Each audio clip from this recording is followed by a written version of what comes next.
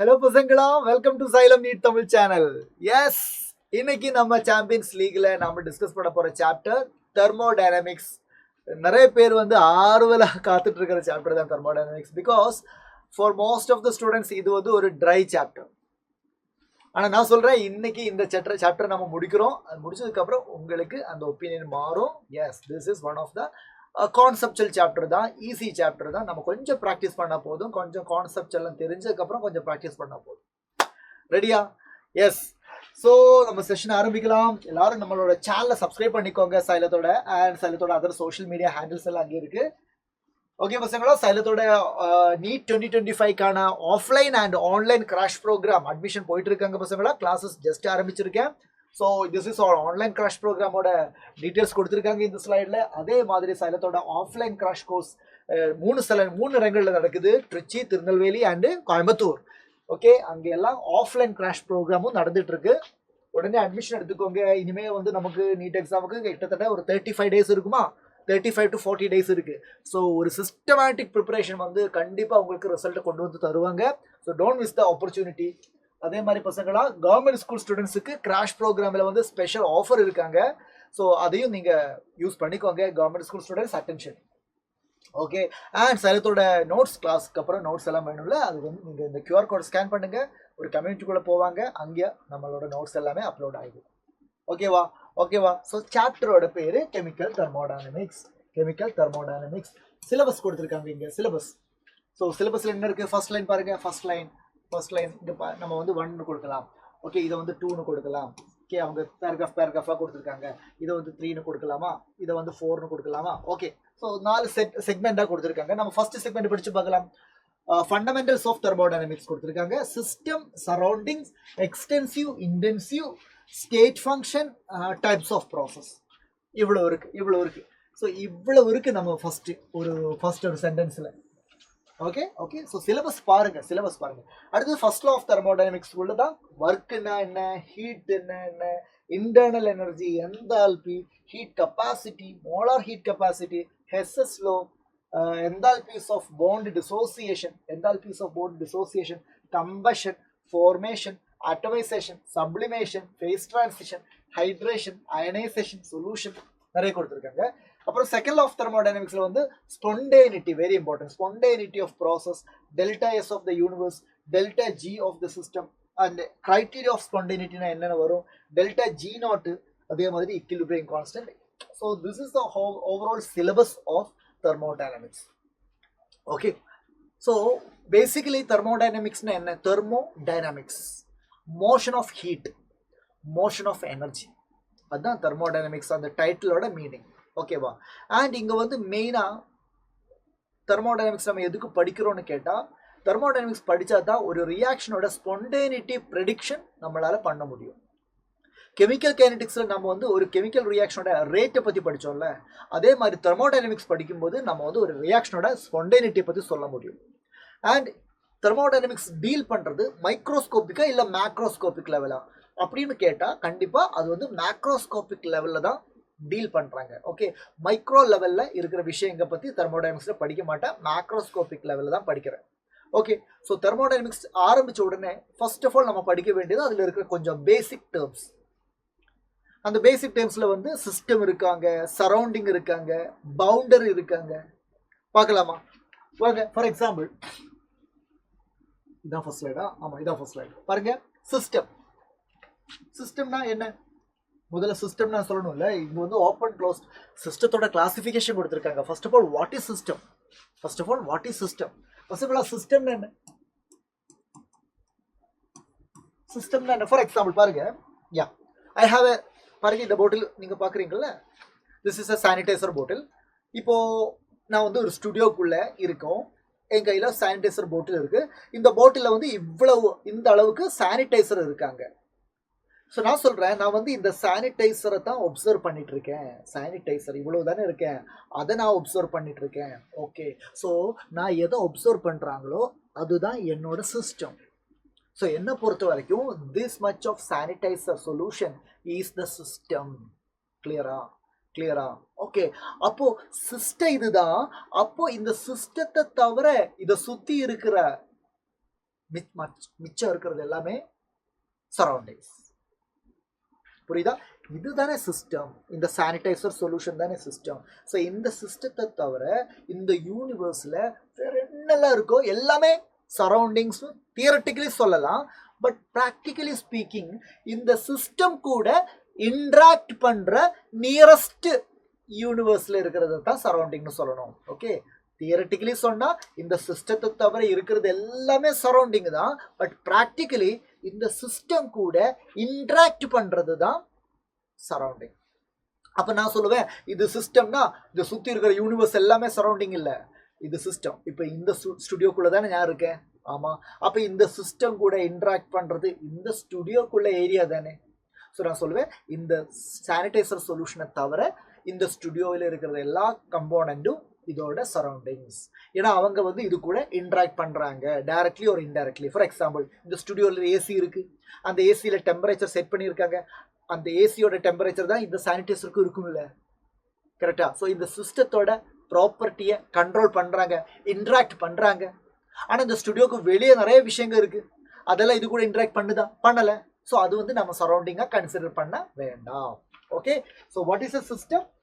System நம்ம observe பண்றது. System is one under observation. Under observation, under observation. அப்போ சரௌண்டிங்னா surrounding surrounding the area which is in interaction with the system. Okay, interacting with the system. அதெல்லாம் just understand பண்ண போது இதில் இருந்து இங்கே இருந்தெல்லாம் கொஸ்டின் கேட்க மாட்டேன்.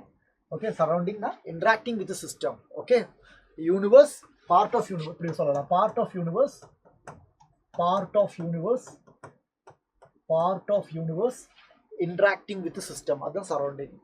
ஓகே சார், சிஸ்டம் சரௌண்டிங் புரிஞ்சது சார். இப்போ பவுண்டரினா என்ன பாருங்க. பவுண்டரி அதையும் சொல்றேன். பவுண்டரி பாருங்க,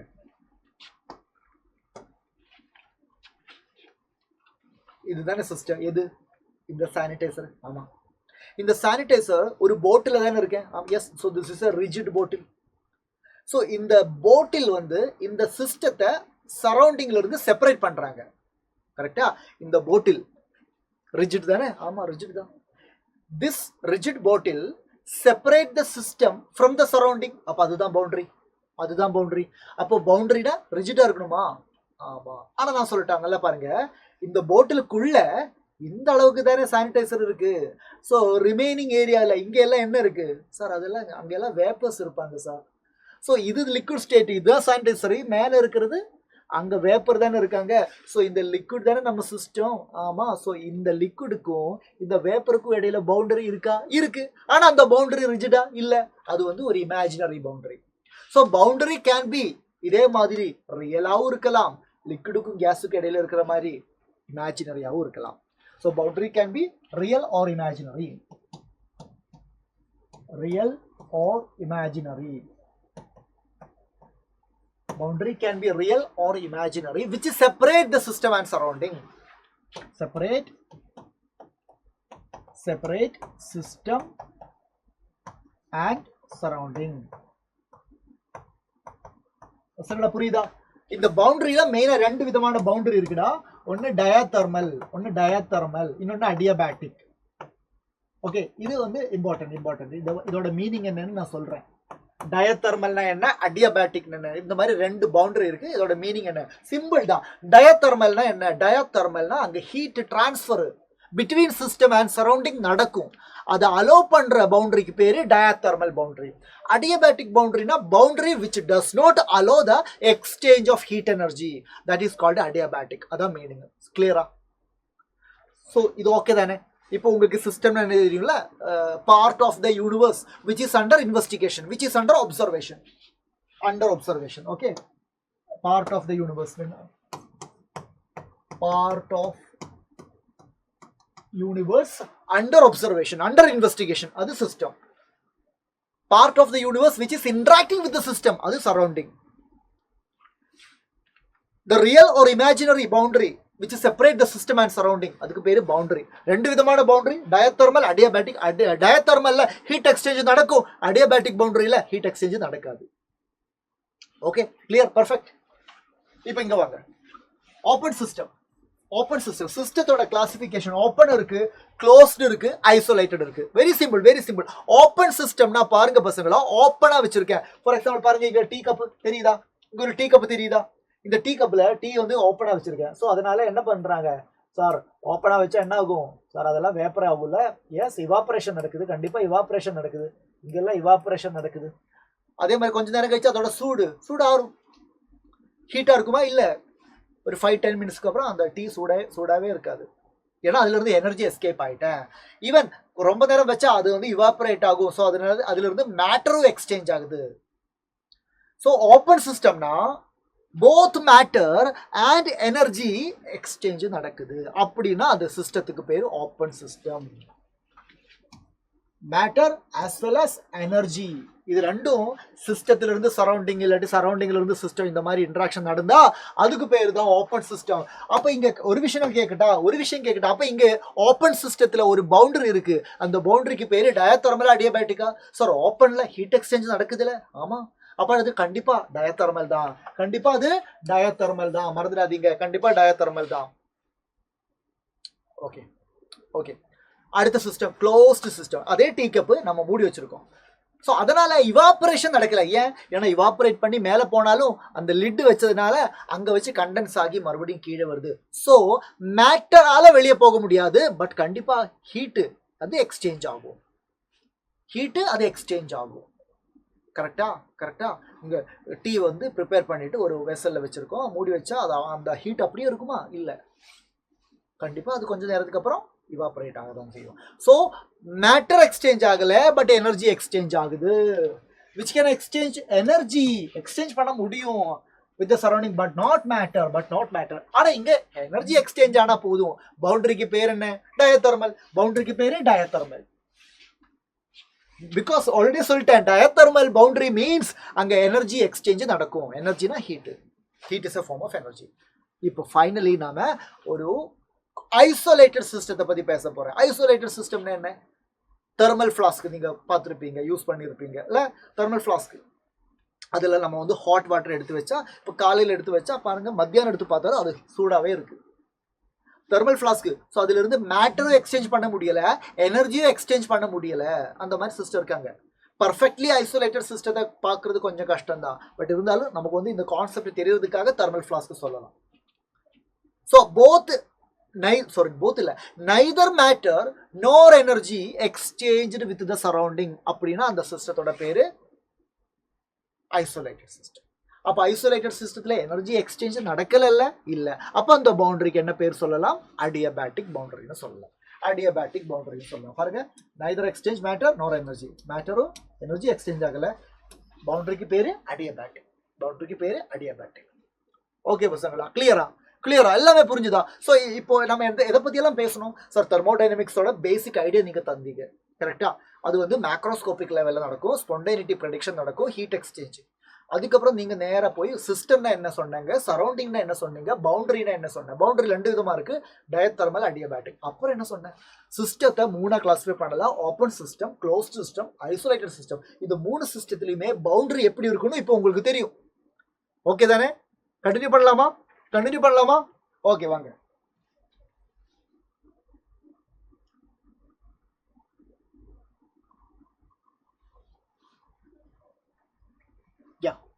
அடுத்தது நம்ம பார்க்க போறது ப்ராப்பர்ட்டிஸ் ஆஃப் த சிஸ்டம். அப்படின்னா என்ன? ப்ராப்பர்ட்டிஸ் ஆஃப் த சிஸ்டம், சிஸ்டத்தோட ப்ராப்பர்ட்டிஸ். ஒரு சிஸ்டத்தை டிஃபைன் பண்றதுக்கு, ஒரு சிஸ்டத்தை டிஃபைன் பண்ணணும். Okay, I want to define a system. இப்போ நீங்க என்னையே பார்த்துக்கோங்க, என்ன டிஃபைன் பண்ணுங்க. அப்போ நீங்க சொல்வீங்க, yeah this guy is having beard and he's cap over his head and he is wearing சைலம் ஜாக்கெட். ஸோ என்னை பற்றி நீங்கள் டிஸ்கிரைப் பண்ணுறீங்க, கரெக்டாக? அதே மாதிரி ஒரு சிஸ்டத்தை வந்து டிஃபைன் பண்ணுறேன். அப்போ ஒரு சிஸ்டத்தை டிஃபைன் பண்ணுறதுக்கு நாம் யூஸ் பண்ணுற டேர்ம்ஸ், யூஸ் பண்ணுற வேரியபிள்ஸ், அதுதான் ப்ராப்பர்ட்டிஸ். ஸோ ஜெனரலி அப்படி சொல்லலாம். ப்ராப்பர்ட்டிஸை வந்து 2 விதமாக டிவைட் பண்ணலாம். This is very important, question கேட்குற பாயிண்ட். ஓகே, ப்ராப்பர்ட்டிஸை வந்து 2 விதமாக டிவைட் பண்ணலாம். Extensive property, intensive property. Extensive, intensive. நல்லா நல்லா நல்லா பாருங்க, நல்லா பாருங்க, கவனமா இருங்க பசங்களா. இந்த எக்ஸ்டென்சிவ் அண்ட் இன்டென்சிவ் ப்ராப்பர்ட்டி அதை வந்து எந்த பேஸ்ல வந்து டிவைட் பண்றோம்? What is the criteria? What is the criteria அப்படின்னு கேட்டா பாருங்க, சிஸ்டத்தோட ஓவரால் மேட்டர் கண்டென்ட் இருக்குல்ல, ஓவரால் மேட்டர் கண்டென்ட் அது மாறுனா ப்ராப்பர்ட்டியும் மாறும்.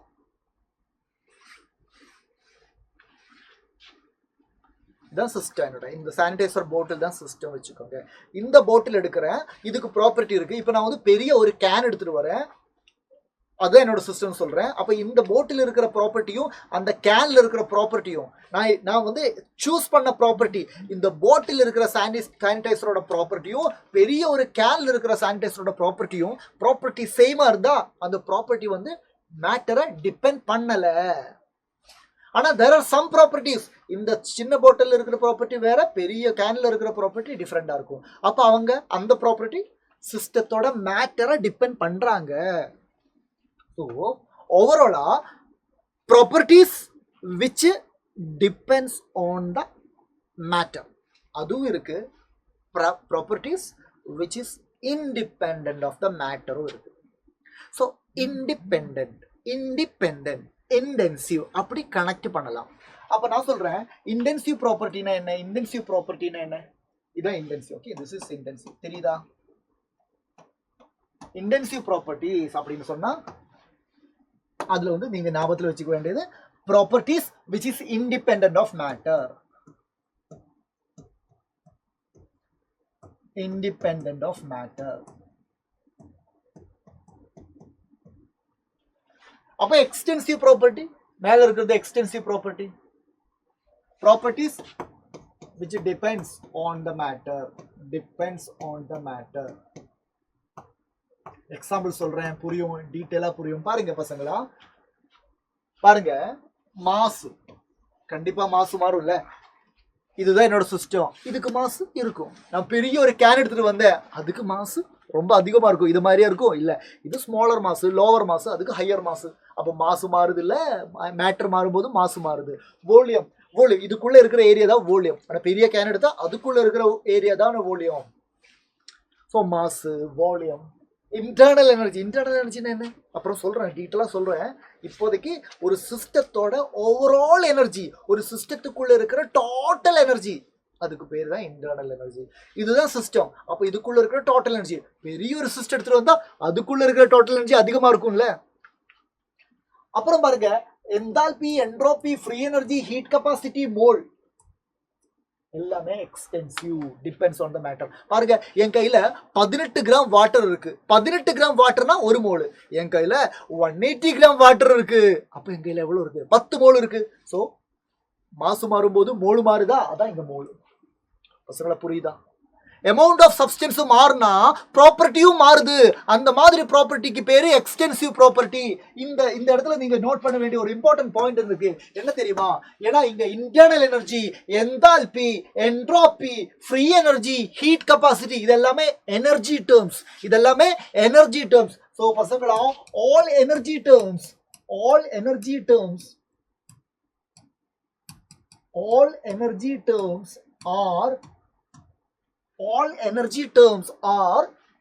extensive.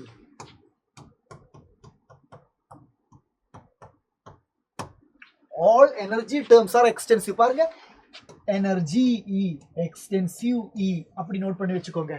all energy terms. அப்ப internal energy, enthalpy, entropy, Gibbs free energy, heat capacity எல்லாமே எனர்ஜி டேர்ம்ஸ் தான்டா. அது எல்லாமே எக்ஸ்டென்சிவ் தான். இப்போ இங்க வாங்க, intensive property, independent of matter பார்க்கலாம். எக்ஸாம்பிள் பாருங்க, டெம்பரேச்சர் நல்லா பாருங்க. என் கையில ஒரு ஸ்மாலர் சிஸ்டம் இருக்கு, இங்க வந்து ஒரு பெரிய கேனும் இருக்குடா. இதுக்குள்ளேயும் சானிடைசர் இருக்கு, அதுக்குள்ளேயும் சானிடைசர் இருக்கு. இந்த சானிடைசருக்கும் இருக்கிற டெம்பரேச்சரும் சேமா தான் இருக்கும், அந்த சானிடைசருக்கு இருக்கிற டெம்பரேச்சரும் சேமா தான் இருக்கும். ஏன்னா ஏசியில ஒரே டெம்பரேச்சர் தான். அப்ப இது சின்ன போட்டில் இருக்கு, அதனால ஒரு ஸ்மாலர் டெம்பரேச்சர். அது வந்து பெரிய போட்டில் இருக்கேன், அதனால ஹையர் டெம்பரேச்சர். அப்படி இருக்குமா? பாருங்க, ஒரு கண்டெய்னர் இருக்குடா. அந்த கண்டெய்னர்ல வந்து பாருங்க, தண்ணி இருக்கு, வாட்டர் இருக்கு. ஓகே, நான் வந்து என்ன பண்ணேன், இந்த கண்டெய்னர் வந்து ரெண்டா டிவைட் பண்ணேன். அப்ப இங்கேயும் வாட்டர் இருக்கு, இங்கேயும் வாட்டர் இருக்கு. முன்னாடி பிஃபோர் டிவைடிங் த கண்டெய்னர், அந்த கண்டெய்னருக்குள்ள இருக்கிற வாட்டரோட டெம்பரேச்சர் T. இப்போ நான் அந்த கண்டெய்னரை வந்து அப்படியே பிளாக் பண்ணி வச்சா டெம்பரேச்சர் இங்க T/2 ஆகுமா, இங்கேயும் T/2 ஆகுமா? ஆகாது இல்ல. ஏன்னா temperature is intensive property. So மொத்தமா இருக்கிற டேங்க்ல இருக்கிற வாட்டரோட டெம்பரேச்சரும் T தான். அதுக்குள்ள நீங்க ஒரு பேரியர் வச்சதுக்கு அப்புறம் 2 கம்பார்ட்மெண்டா மாத்தினாலும் அதுக்குள்ள இருக்கிற டெம்பரேச்சர் T தான். அது T/2 எல்லாம் ஆகாது. மேட்டர் குறைஞ்சிருந்தாலும் சில ப்ராப்பர்ட்டிஸ் குறையாது, மேட்டர் கூடினாலும் சில ப்ராப்பர்ட்டிஸ் கூடாது. That is called intensive property, independent of matter. Clear? So temperature, pressure, refractive index, viscosity, specific heat. பசங்களை பாருங்க, இப்போ 2 வார்த்தைகள் இருக்கு, ஸ்பெசிபிக், அதே மாதிரி மோலார். ஓகே, நல்லா பாருங்க பசங்களா, ஆல்ரெடி நாம எக்ஸ்டென்சிவ் படிச்சிட்டோம். ஒரு எக்ஸ்டென்சிவ் ப்ராப்பர்ட்டி, ஆனா அந்த எக்ஸ்டென்சிவ் ப்ராப்பர்ட்டிக்கு முன்னாடி ஸ்பெசிபிக்னு இல்லாட்டி மோலார்னு ஃபிக்ஸ் பண்ணி வச்சா அப்ப அது இன்டென்சிவ் ப்ராப்பர்ட்டி ஆயிடும்டா. ஒரு எக்ஸ்டென்சிவ் ப்ராப்பர்ட்டிக்கு முன்னாடி ஸ்பெசிபிக்னு போட்டிருக்கேன், இல்லாட்டி மோலார்னு போட்டிருக்கேன், that means it is now an intensive property. Specific and molar இருந்தா எக்ஸ்டென்சிவ் என்ன ஆகும், இன்டென்சிவ் ஆகும். கிளியர்? அதே மாதிரி இன்னொரு இம்பார்ட்டன்டான பாயிண்ட் சொல்றேன். ஒரு எக்ஸ்டென்சிவ் ப்ராப்பர்ட்டியை இன்னொரு எக்ஸ்டென்சிவ் ப்ராப்பர்ட்டியை வச்சு டிவைட் பண்ணா இன்டென்சிவ் ப்ராப்பர்ட்டி ஆகும். Ratio of 2 extensive property is an intensive property. அதுக்கு எக்ஸாம்பிள் வந்து நம்ம டென்சிட்டி எடுக்கலாம். பாருங்க, mass extensive, volume extensive, depends on the matter. Ana mass by volume, density is intensity. density is intensive. பசங்களா புரியுதா? density is equal to mass by volume. Is an example for this point. Extensive by extensive property will give you an intensive property. Ready? அப்புறம் melting point, boiling point, molar mass பாருங்க. Molar mass என் கையில 18 gram water இருக்கு, வாட்டரோட molar mass 18 gram. என் கையில 180 gram water இருக்கு, வாட்டரோட molar mass 18 gram. Molar mass மாறாதுடா, amount எவ்வளவு வேணாலும் இருக்கட்டும், கம்மியானாலும் சரி அதிகமானாலும் சரி, வாட்டரோட மோலார் மாஸ் அது 18 கிராம் தானே, ஃபிக்ஸடு தானே, இன்டென்சிவ் ப்ராப்பர்ட்டி. கிளியர்? அப்புறம் எல்லாம் மொலாலிட்டி, நார்மாலிட்டி. ஸோ இங்க ஆல் எனர்ஜி டேர்ம்ஸ் ஆர் எக்ஸ்டென்சிவ்னு சொன்ன மாதிரி இங்க நான் என்ன சொல்லுவேன் சார், இங்க என்ன சொல்லலாம், ஆல், இங்க என்ன தெரியும்ல, ஆல் கான்சன்ட்ரேஷன்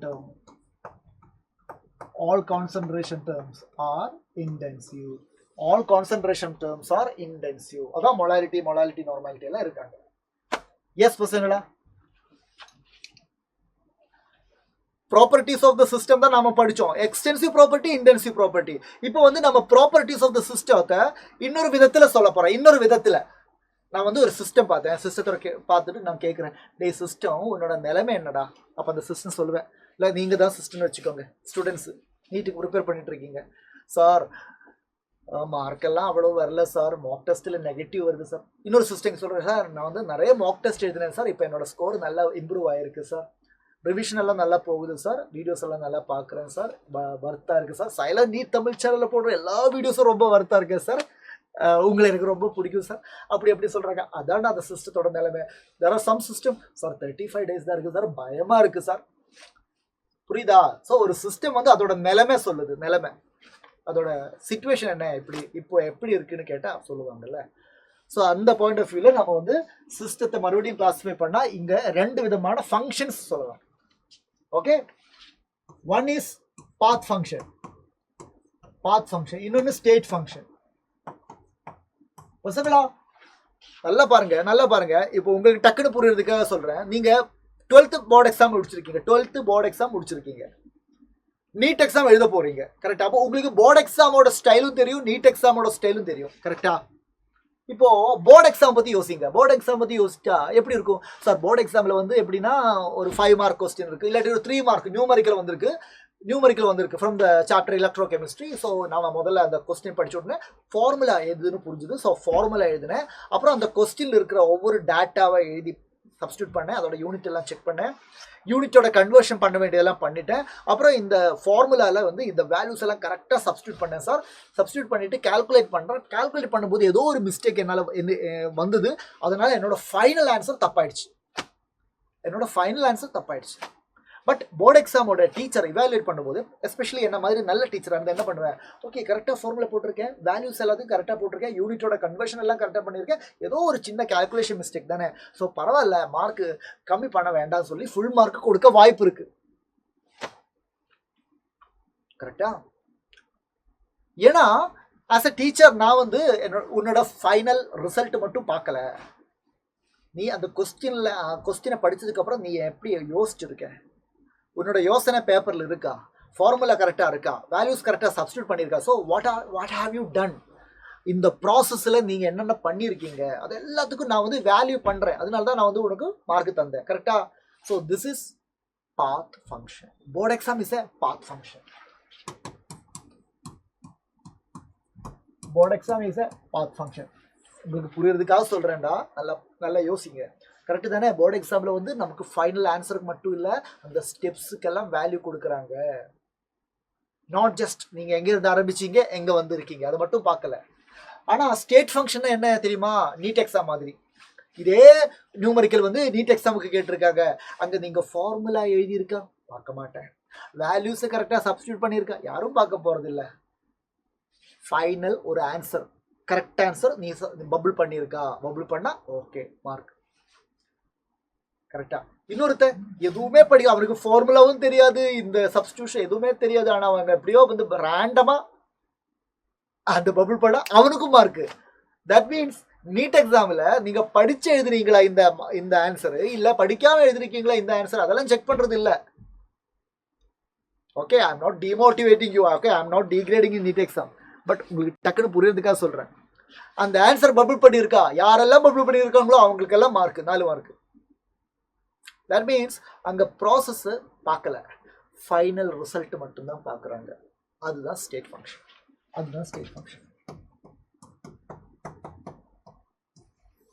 பசங்களா இப்போ இங்க படிச்சு பாருங்க, ஈஸியா புரியும். வாங்க. State functions are the properties whose value, state function, initial and final, அதை மட்டும் தான் பார்ப்பேன். எப்படி பண்ணீங்க, எந்த ரூட்ல பண்ணீங்க, ஸ்டெப் எல்லாம் கரெக்டா, அதெல்லாம் பார்க்க மாட்டேன். State functions are the properties whose value depend only on the initial and final state of the system. Initial and final states of the system. எங்கிருந்து ஆரம்பிச்சீங்க, இப்போ எப்படி இருக்கீங்க. Example, internal energy, symbol U, enthalpy, entropy, free energy, pressure, temperature, volume, இதெல்லாமே வந்து state functionக்கு example. Sir அப்போ path functions are the properties whose value depends on the path followed to reach the final state. எப்படி இங்க வந்திருக்கீங்க, அந்த path எல்லாம் நம்ம consider பண்றோம், அதுக்கெல்லாம் நம்ம வேல்யூ கொடுக்குறோம், அப்போ அது path function. ஸோ நீங்கள் படிக்கணும் இந்த ப்ராப்பர்ட்டிஸுக்கு கொஸ்டின் பேப்பரில் which of the following is a path function, which of the following is a state function, அந்த மாதிரி கொஸ்டின்ஸ் கேட்கறது உண்டு. அப்போ நம்ம படிக்கணும். எப்படி படிக்கலாம்? நீங்கள் பாத் ஃபங்க்ஷன் மட்டும் படிங்க, ஓன்லி ஹீட் அண்ட் ஒர்க், அவ்வளோதான். ஹீட் அண்ட் ஒர்க் அது மட்டும்தான் பாத் ஃபங்க்ஷன், மற்றதெல்லாம் ஸ்டேட் ஃபங்க்ஷன். ஹீட்டும் ஒர்க்கும் படிக்கும்போது கூட ஹீட்டு கெப்பாசிட்டி ஒன்றா போகும்ல, ஹீட்டு கெப்பாசிட்டி ஒன்றா போகும்ல, போகட்டும். ஸோ பாருங்க, ஹீட்டு கெப்பாசிட்டி ஒர்க்கு, இது 3 தான் பாத் ஃபங்க்ஷன். மெயினாக பாத் ஃபங்க்ஷன்னா ஹீட்டு அண்ட் ஒர்க்கு பாத்து. இதை தவிர வேற எது வந்தாலும் ஸ்டேட் ஃபங்க்ஷன். ஸோ அப்படி படித்தா போதுண்டு, அப்போ தான் உனக்கு ஞாபகத்தில் இருக்க முடியாது. எல்லாமே வந்து நம்ம பைஹார்ட் பண்ணி வைக்க முடியாது. ஓகேவா? ஓகே சார், அடுத்தது என்ன படிக்க போறோம்னா, தெர்மோடைனமிக்ஸ்ல வந்து நிறைய ப்ராசஸ் இருக்கு. ப்ராசஸ்னா தெரியும்ல, ஒரு வேலை பண்றோம் நம்ம. ஸோ இனிஷியல் ஸ்டேட்ல இருந்து ஃபைனல் ஸ்டேட்டுக்கு போகுது அந்த ப்ராசஸ்ல வந்து நம்ம வந்து சில வேரியபிளை ஃபிக்ஸ் பண்ணி வச்சிருப்பாங்க, கான்ஸ்டன்டா வச்சிருப்பாங்க. ஸோ எந்தெந்த வேரியபிளை ஃபிக்ஸ் பண்றாங்க அதை பொறுத்து அந்த ப்ராசஸுக்கு பேரு மாறும். ஃபார் எக்ஸாம்பிள், ஐசோதெர்மல் ப்ராசஸ்னு எப்போ சொல்லும்? when temperature is constant. Temperature கான்ஸ்டன்டா இருந்தா T2 minus T1 0 தானே. ஃபைனல் டெம்பரேச்சர் கான்ஸ்டன்ட், டெம்பரேச்சர் மாறவே மாறாது. அப்படின்னா ஃபைனல் டெம்பரேச்சரும் இனிஷியல் டெம்பரேச்சரும் சேம். T2 equals T1. அதனால டெல்டா T 0. கரெக்டா? புரியுதா பசங்களா? ஓகே, நமக்கு இந்த ஒவ்வொரு ப்ராசஸ்க்கும் கிராஃப் படிக்கணும். ஓகே, கிராஃப் படிக்கணும். அதுக்கு முன்னாடி முதல்ல பேர் மட்டும் படிக்கலாம். ஐசோபாரிக்னு சொன்னா பிரஷர் கான்ஸ்டன்டா இருக்கும். So delta P0 or P1 is equal to P2. ஐசோகோரிக்னா volume constant. So delta V is equal to 0, V2 is equal to V1. Adiabatic ப்ராசஸ்னா அடியபேட்டிக் பவுண்டரினா என்ன? Boundary which does not allow any heat exchange. கரெக்டா? அவ்வளோதான். அப்போ adiabatic processனா என்ன தெரியுமா? Between system and surrounding there is no heat exchange. அதான் Q is equal to 0. Q is equal to 0னா heat 0ன்னு இல்லை, no heat exchange. அதைத்தான் Q is equal to 0 represent பண்றாங்க. So இப்போ நாம இதுக்கெல்லாம் ஒரு கிராஃப் படிக்க போறேன். எந்த கிராஃப் தெரியுமா? Pressure volume graph. இந்த ஆல் த 4 ப்ராசஸ், இந்த 4 ப்ராசஸுக்கும் ப்ரெஷர் வால்யூம் கிராஃப் பிளாட் பண்ணணும். அதுல இருந்து கொஸ்டின் கேட்பாங்க. ஓகே, பண்ணலாமா? வாங்க. Pressure volume. So first graph நான் பிளாட் பண்ண போறேன். First graph. ஸோ y ஆக்சிஸ்ல ப்ரெஷர் போட்டிருக்கேன், x ஆக்சிஸ்ல வால்யூம் போட்டிருக்கேன். ஓகேவா பசங்களா? பாருங்க, நம்ம யாருக்கு பிளாட் பண்ண போறோம்? ஐசோதர்மலுக்கு. ஐசோதர்மல்னா temperature constant. When temperature is constant, we know that pressure is inversely proportional to volume. It is called Boyle's law. அப்படினா அந்த கர்வ் எப்படி இருக்கும் சார்? கர்வ் இப்படி இருக்கும் sir. This is the curve. Okay, this is the curve. இப்படி இருக்கும். That means when volume is increasing, pressure is decreasing. Inversely proportional. Pressure inversely proportional to volume. It is called Boyle's law. Okay, clear? Okay, நம்ம second graph பார்க்கலாமா? Second graph அதுக்கும் நம்ம pressure volume graph plot பண்றோம். Pressure versus volume plot பண்றோம். இந்த வாட்டி நம்ம யாரை தான் கான்ஸ்டன்டா வைக்கிறோம் sir? Pressure constant sir. Pressure constant. So pressure மாறாது. வால்யூம் இன்க்ரீஸ் ஆனாலும் வால்யூம் டிக்ரீஸ் ஆனாலும் pressure remains constant. Pressure remains கான்ஸ்டன்ட்னா இப்படி தானே இருக்கும், straight line parallel to the x axis இருக்கும். இதுக்கு பேர் தான் ஐசோபாரிக் ப்ராசஸோட graph. Clear sir? Third graph யாருக்கு சார்? ஐசோகோரிக். ஸோ நான் மறுபடியும் pressure versus volume graph plot பண்ண போறேன் சார். இப்போ isochoric sir, volume will remain constant. Volume constant அப்படின்னா ப்ரெஷர் இன்க்ரீஸ் ஆனாலும் ப்ரெஷர் டிக்ரீஸ் ஆனாலும் வால்யூம் கான்ஸ்டன்ட் ஆகும். ஸோ ஐசோகோரிக்னா the graph straight line but it is parallel to the y axis இருக்கும். This is isocoric. Okay, finally adiabatic process. பசங்களா, adiabatic process ஓட கிராஃபும் isothermal process ஓட கிராஃபும் ஒரே மாதிரி இருக்கும். ஆனா adiabaticல கிராஃப் அடியில இருக்கும், கீழே. ஐசோதர்மலோட கிராஃபும் adiabaticோட கிராஃபும் ஒரே கிராஃப்ல வரைஞ்சா கிராஃப் பார்க்கறதுக்கு ஒரே மாதிரி இருக்கும். ஆனா மேல ஐசோதர்மல், கீழே அடியபேட்டிக். அடியில மலையாளத்துல கீழேனா அடியே அப்படின்னு சொல்லுவாங்க. அப்படின்னு ஞாபகத்தில் வச்சுக்கோங்க. So fourth graph pressure volume யாரோடது? adiabatic ப்ராசஸோட ஸ்பெஷாலிட்டி என்ன? No heat exchange between system and surrounding. So curve எப்படி இருக்கும் சார்? கர்வ் இப்படி இருக்கும் பாருங்க. இன்னும் கொஞ்சம் தாழே, ஐசோதர்மல் கொஞ்சம் மேலே தானே இருக்கு, adiabatic கீழே இருக்கு. ஸோ இந்த 4 கர்வையும் ஒன்னா ஒரே சிங்கிள் ஃபிகர்ல நாம பார்க்க போறேன். ரெடியா? எஸ், அதான் இது. தெரியுதா? ஐயோ, சரி, நானே ட்ரா பண்றேன். பாருங்களேன் பசங்களா, இந்த வால்யூம் இருக்குடா, இந்த ப்ரெஷர் இருக்குடா. Volume versus pressure. ஓகேவா? இது வால்யூம், இது ப்ரெஷர். ஓகே, ஸோ இது என்ன நீங்க சொல்லுங்க. இப்போ இதுக்கு என்ன பேரு கொடுப்பீங்க sir? Pressure constant, isobaric. Yes, this is isobaric. இப்போ நான் இப்படி ஒரு லைன் பிளாட் பண்ணா இதுக்கு என்ன பேர் சொல்லுங்க சார்? This is isochoric.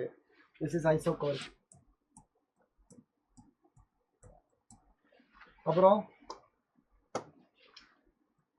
இப்படி ஒண்ணு இருக்கு, அதே மாதிரி இப்படி ஒண்ணு இருக்கு. அப்படின்னா சார் மேல இருக்கிறது ஐசோதர்மல், கீழே இருக்கிறது adiabatic.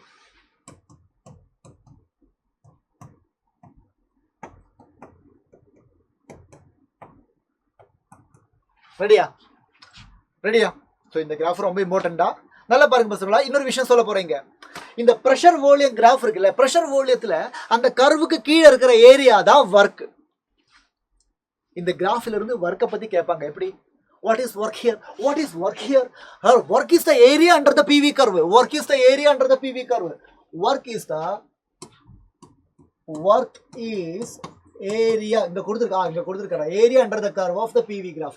Area under the curve of the PV graph தான் work. அப்படின்னா இந்த PV graphல எதுக்கு அடியில தான் ஏரியா அதிகமா இருக்கு. நல்லா பாருங்க சார், ஐசோபாரிக் இங்க இருக்கு சார். சோ இது இங்க தான் சார் பெரிய ஏரியா. சோ ஐசோபாரிக் கர்வோட ஏரியா தான் அதிகமா இருக்கு. சோ அதனால நான் சொல்லுவேன் isobaric work is higher work. So ஒர்க்கோட ஆர்டர் கேட்டா நாம சொல்லணும் ஐசோபாரிக் ஒர்க் இஸ் கிரேட்டர். அதுக்கப்புறம் யாரு வரும் சார்? அதுக்கப்புறம் ஐசோதெர்மல் வரும் சார். அதுக்கப்புறம்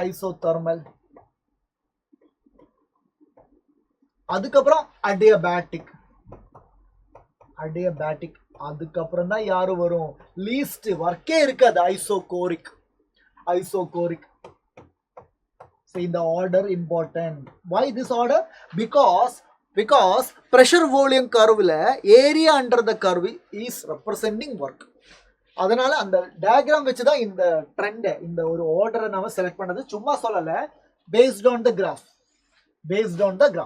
Is it clear? ஓகே பசங்களா, ரெடியா? போலாமா? ஓகே பசங்களா, அடுத்தது பார்க்க போறது very very important, first law of thermodynamics பார்க்க போறேன். ஸோ ஃபர்ஸ்ட் லா ஆஃப் தெர்மோடைனமிக்ஸோட ஸ்டேட்மெண்ட் என்ன அப்படின்னு கேட்டா பாருங்க, the energy of an isolated system. அப்படின்னா என்ன சார்? isolated systemனா என்ன? Isolated system means system which does not have any interaction with the surroundings. நமக்கு ஆல்ரெடி தெரியும் isolated system, thermal flask. So the energy of an isolated system remains constant. அதுதான் first law of thermodynamics ஓட statement. ஆனா இதுக்கு இன்னொரு statement இருக்கு. என்ன? energy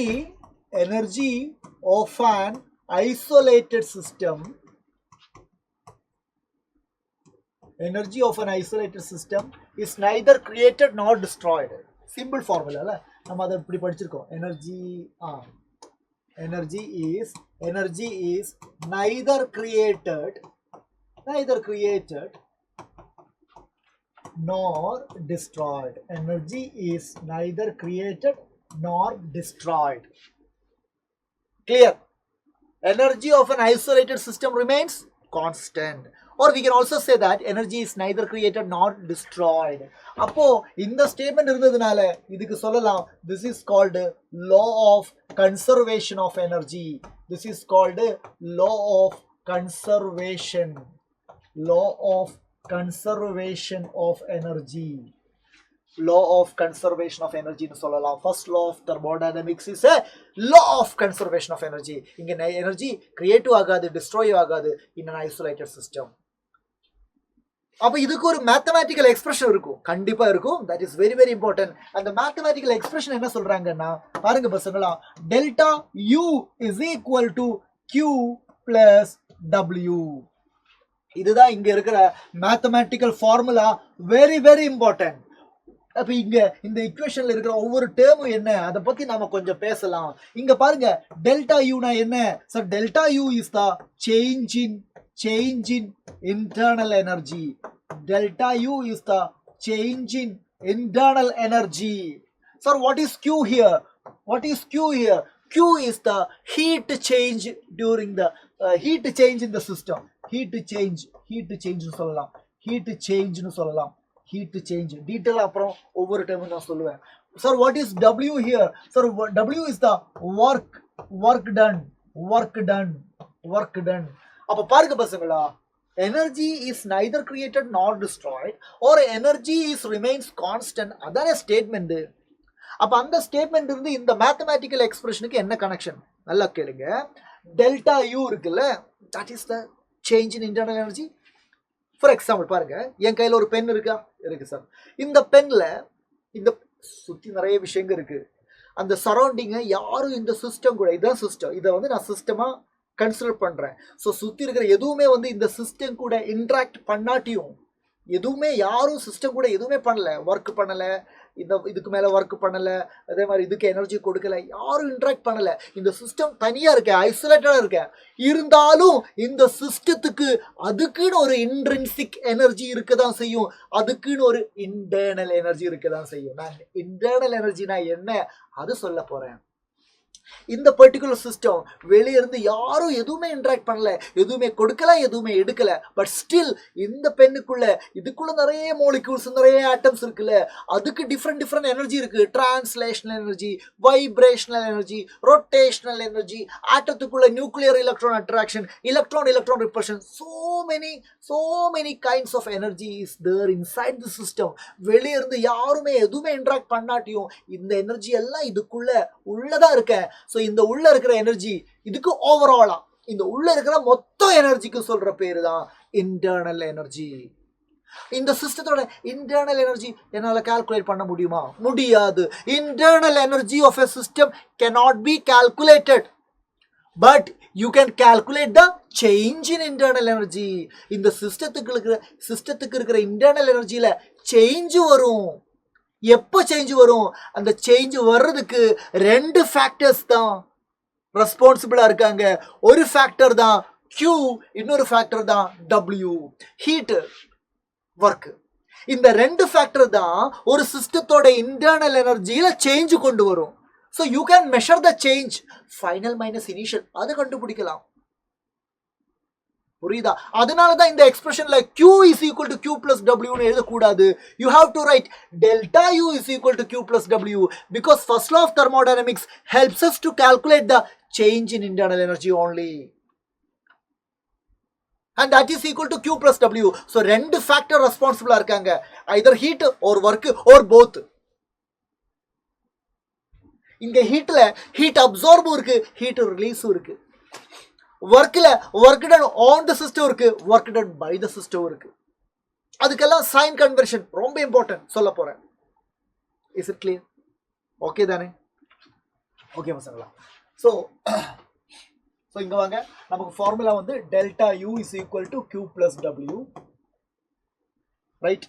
இதுல கியூனா என்ன? ஹீட்டு. பசங்களா, ஒரு சிஸ்டம் ஹீட் அப்சர்வ் பண்ணுவாங்க. சிஸ்டம் ஹீட் அப்சர்வ் பண்ணலாம். அப்சார்பிங் ஹீட் அப்படின்னா கியூவோட சைனை வந்து நீங்க படிக்கணும். Q should B positive. Heat absorb ஆகுதா? Q positive. ரிலீசிங்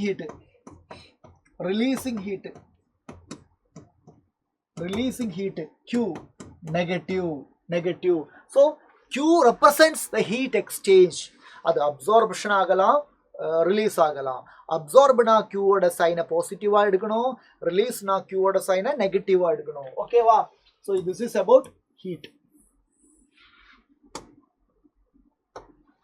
அதே மாதிரி டபிள்யூனா என்ன சார்? டபிள்யூனா work sir. பசங்களா, சிஸ்டத்துக்கு மேல இதுதான் system. So I am doing work on tissue system. பாருங்க, இது என்னோட கை தானே? ஆமா சார், இந்த கை தான் சிஸ்டம் வச்சுக்கோங்க. இந்த கை வச்சு நான் அடிச்சுக்கிட்டே இருக்கேன். அடிச்சுக்கிட்டே இருந்தா என்ன ஆகும் சார்? அடிச்சுக்கிட்டே இருந்தா I am doing work on my system. So என்னோட இந்த சிஸ்டத்துக்கு எனர்ஜி கிடைக்குது. இங்க ரொம்ப வலிக்குது, ஆனா கொஞ்சம் எனர்ஜி கிடைக்குது. இங்க இருக்கிற மோலிக்யூல்ஸ் எல்லாம் எனர்ஜெட்டிக் ஆயிட்டேன். இங்க இருக்கிற மோலிக்யூல்ஸ், செல்ஸ் எல்லாம் இப்போ எனர்ஜெட்டிக் ஆயிருப்பேன். I am doing work on my system. So work on the system, சிஸ்டத்துக்கு எனர்ஜி கிடைக்குது. கரெக்டா? So work done on the system. அப்ப W பாசிட்டிவ். ஏன்னா சிஸ்டத்துக்கு எனர்ஜி கிடைக்குது ஒர்க் டன் ஆன் த சிஸ்டத்துல. அதே மாதிரி work done by the system இருக்கு. Work done by the system W negative. புரியலையா? பாருங்க,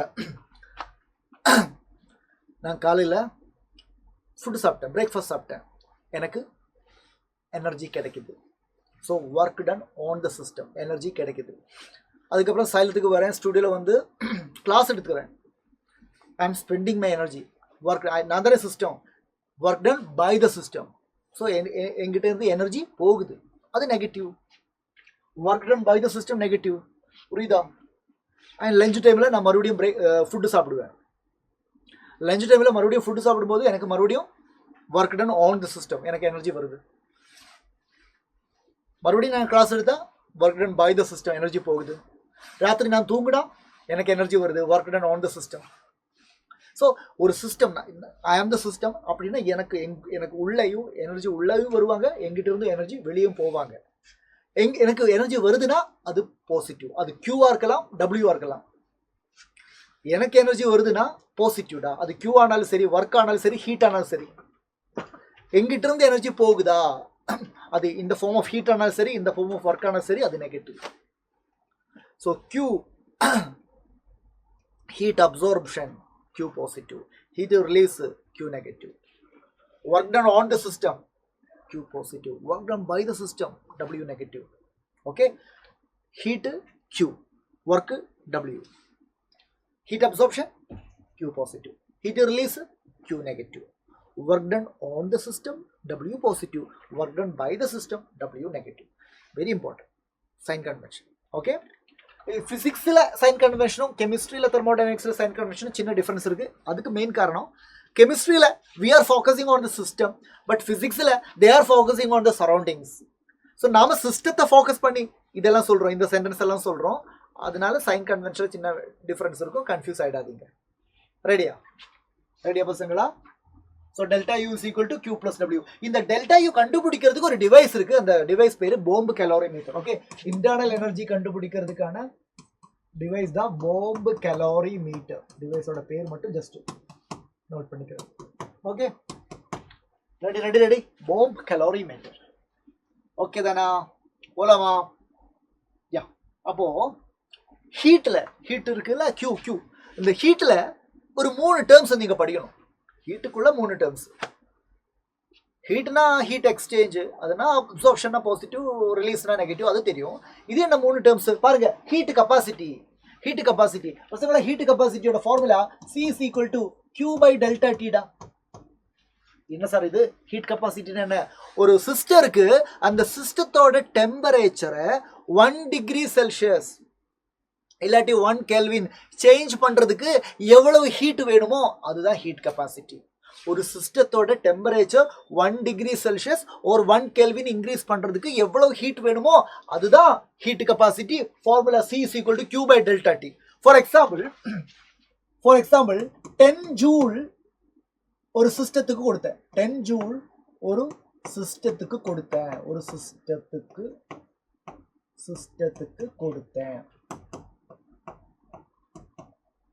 ஓகே, 10 ஜூல் கொடுத்தேன். அப்போ 2 டிகிரி செல்சியஸ் இன்க்ரீஸ் ஆச்சு. 2 டிகிரி செல்சியஸ் இன்க்ரீஸ் ஆயிடுச்சு. What is heat capacity? 1 degree Celsius increase ஆகிறதுக்கு எவ்வளவு ஹீட் வேணுமோ அதுதானே ஹீட் கெப்பாசிட்டி. அப்ப நான் கேட்கிறேன், so what is heat capacity? C is equal to Q by delta T. What is Q? இங்க எவ்வளவு ஹீட் இன்க்ரீஸ் ஆயிருக்கு பாருங்க. what is Q? எவ்வளவு ஹீட் கொடுத்திருக்கு? 10 ஜூல் கொடுத்திருக்கேன் சார். 10 ஜூல் கொடுத்திருக்கேன் டிவைடட் பை, அப்போ எவ்வளவு சேஞ்ச் ஆயிடுச்சு டெம்பரேச்சர்ல? 2 சேஞ்ச் ஆயிடுச்சு sir. So the answer is 5. So heat capacity is 5. So what is the definition of heat capacity? Sir, heat capacity is the temperature required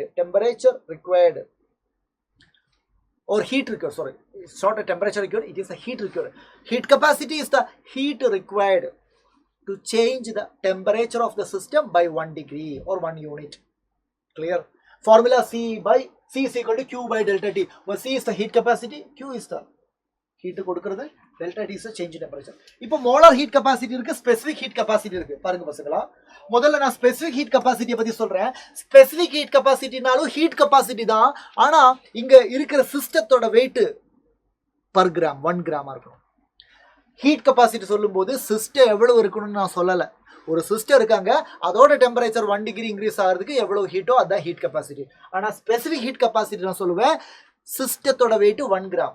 1 gram wait இருக்கிற ஒரு சிஸ்டத்துக்கு 1 degree Celsius increase ஆகிறதுக்கு எவ்வளவு heat வேணுமோ அதுதான் specific heat capacity. அப்போ சிஎஸ்பின்னு எழுதுற specific heat கெப்பாசிட்டியோட ஃபார்முலால ஒரு சின்ன அடிஷன் வரும், ஒரு சின்ன எக்ஸ்ட்ரா டேர்ம் வரும். Q/ΔT தான் ஒத்துக்கிறேன். இங்க ஒரு டேர்ம் வருது, அது யாரு சார்? அது வந்து மாசு சார். மாசு. ஏன் மாசு? ஏன்னா பர் கிராம் தானே. Specific heat capacity explains heat capacity per gram of the system. அதனால டினோமினேட்டர்ல மாசு வரணும். ரெடி?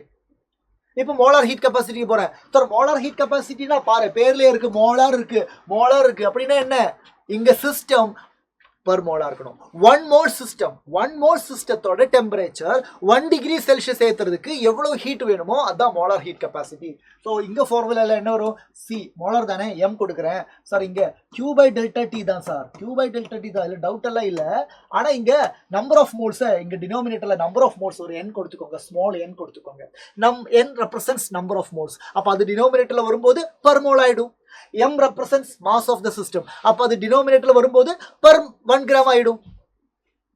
புரியுதா? புரியுதா? சோ C = Q/ΔT படிச்சாலே போதும். இதெல்லாம் வந்து ஈஸியா உங்களால எழுத முடியும், பிரச்சனையே இல்ல. சோ இந்த 3 ஹீட் டேர்ம்ஸ் ஓகே தானே, பிரச்சனை இல்லல்ல. வொர்க் டன் பத்தி ஆல்ரெடி நம்ம பேசியாச்சு இல்ல. வொர்க் டன் பிளஸ் வரும், வொர்க் டன் மைனஸும் வரும். வொர்க் டன் எப்போ பிளஸ் வரும் சார்? வொர்க் டன் எப்போ பிளஸ் வரும்? work done எப்போ plus வரும்? work done plus, work done on the system, work done on the system, work done on the system. சிஸ்டத்துக்கு மேல நம்ம ஒர்க் பண்றோம். work done on the system positive. இந்த work done system மேல நம்ம work பண்ணா என்ன ஆகும்? சிஸ்டம் கம்ப்ரஸ் ஆகும். அப்ப அதுக்கு இன்னொரு பேரு compression work.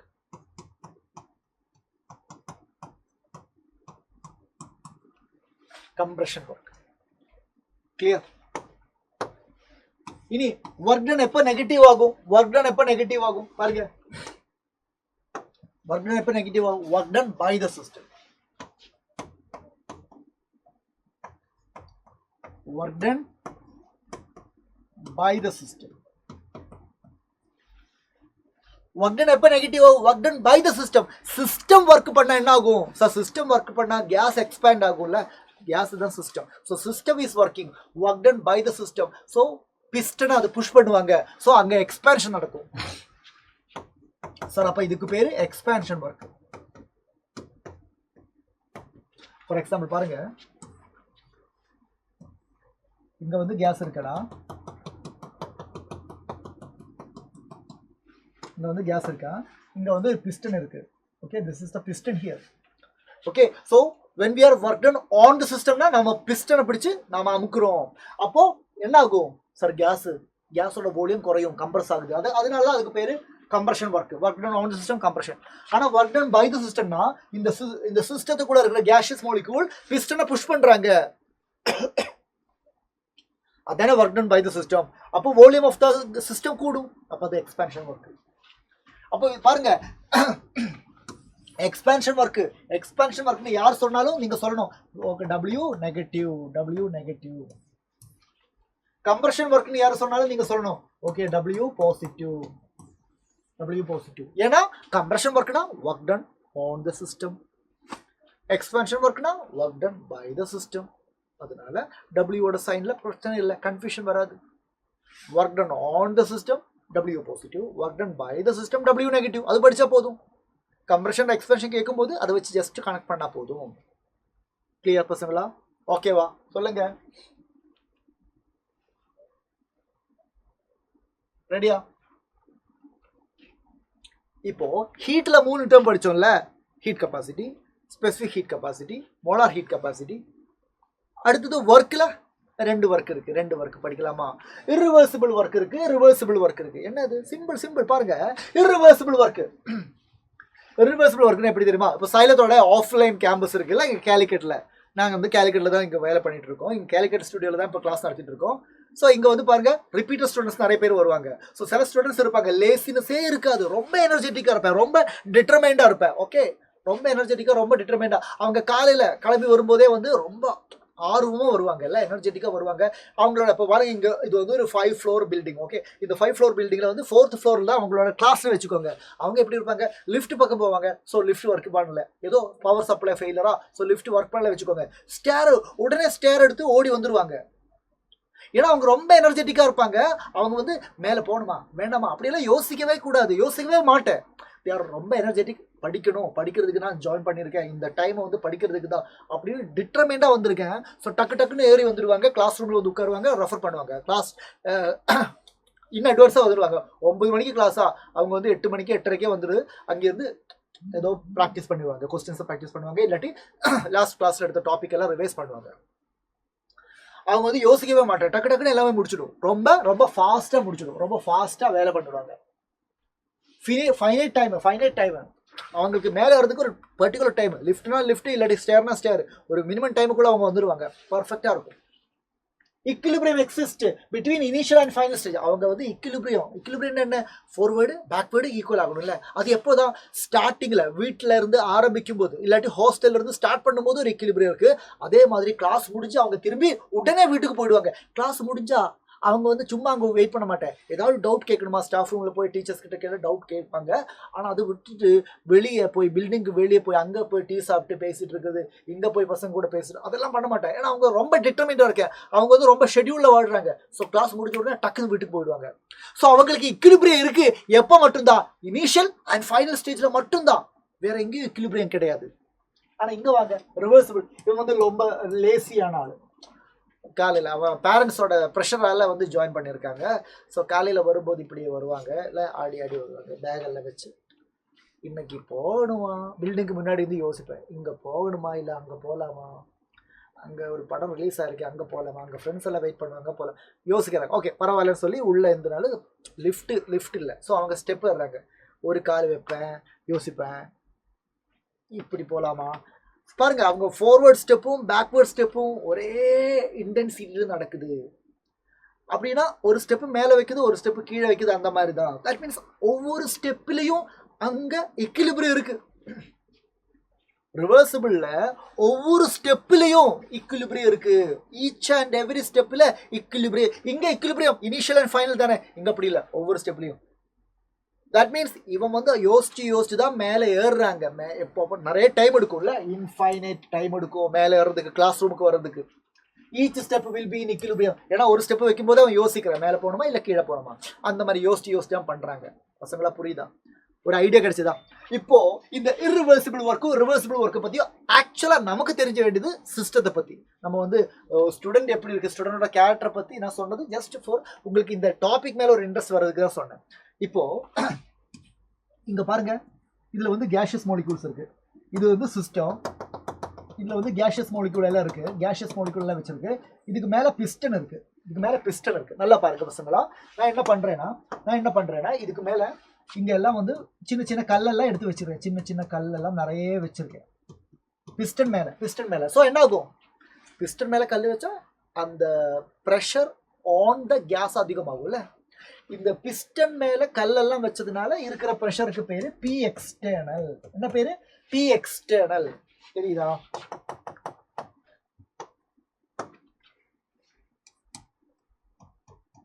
B external pressure இருக்கு, கேஸுக்கு மேல எக்ஸ்பீரியன்ஸ் ஆகிற ப்ரெஷர். ஆனா இந்த சிஸ்டத்துக்குள்ள இருக்கிற கேஷியஸ் மாலிக்யூலுக்கு ப்ரெஷர் இருக்கும்ல, கண்டிப்பா இருக்கும் சார். அந்த ப்ரெஷருக்கு நம்ம சொல்ற பேரு பி கேஸ். ரெடியா? இதே மாதிரி இன்னொரு சிஸ்டத்தையும் நான் உங்களோட அட்டென்ஷனை நான் வந்து அங்கே இன்வைட் பண்ணுறேன். Same way there is another system. அதுக்குள்ளேயும் கேஷியஸ் மாலிக்யூல் இருக்காங்க, நல்லா பாருங்க, அதுக்குள்ளேயும் கேஷியஸ் மாலிக்யூல் இருக்காங்க. அண்ட் இங்கேயும் நம்ம ஒரு பிஸ்டனை வச்சிருக்கோம், கரெக்டா? அண்ட் இந்த பிஸ்டத்துக்கு மேலேயும் நம்ம இங்க இருக்க அதே மாதிரி அதே சைஸ்ல கல்லுகள் எல்லாம் சின்ன வெயிட் எல்லாம் எடுத்து இங்க வச்சிருக்கோம். இப்போ நான் என்ன பண்றேன்னு மட்டும் பாருங்க. ஃபர்ஸ்ட் இந்த சிஸ்டம் இருக்குல்ல, இது வந்து system 1, let it be 1, let it be 2.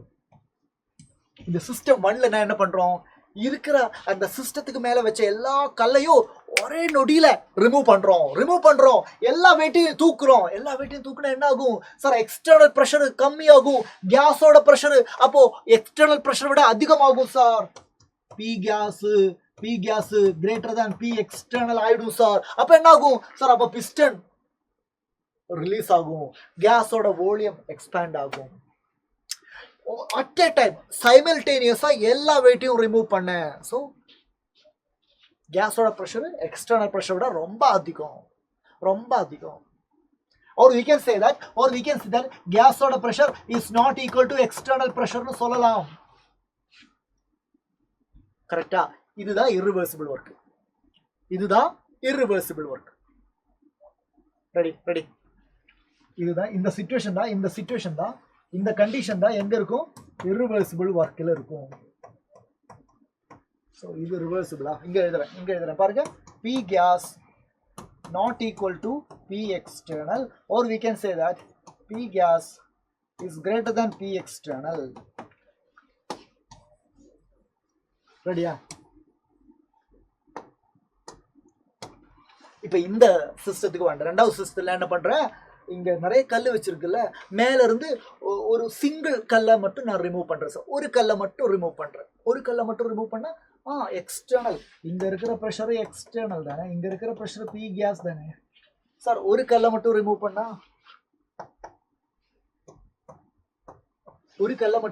பண்ணா என்ன ஆகும் சார்? இங்க ஸ்டார்டிங்ல ரெண்டு பேரும் பேலன்ஸ்டா இருக்காங்க. External pressure is equal to gaseous pressure. இங்கேயும் அப்படிதான், ஸ்டார்டிங்ல external pressure is equal to gaseous pressure.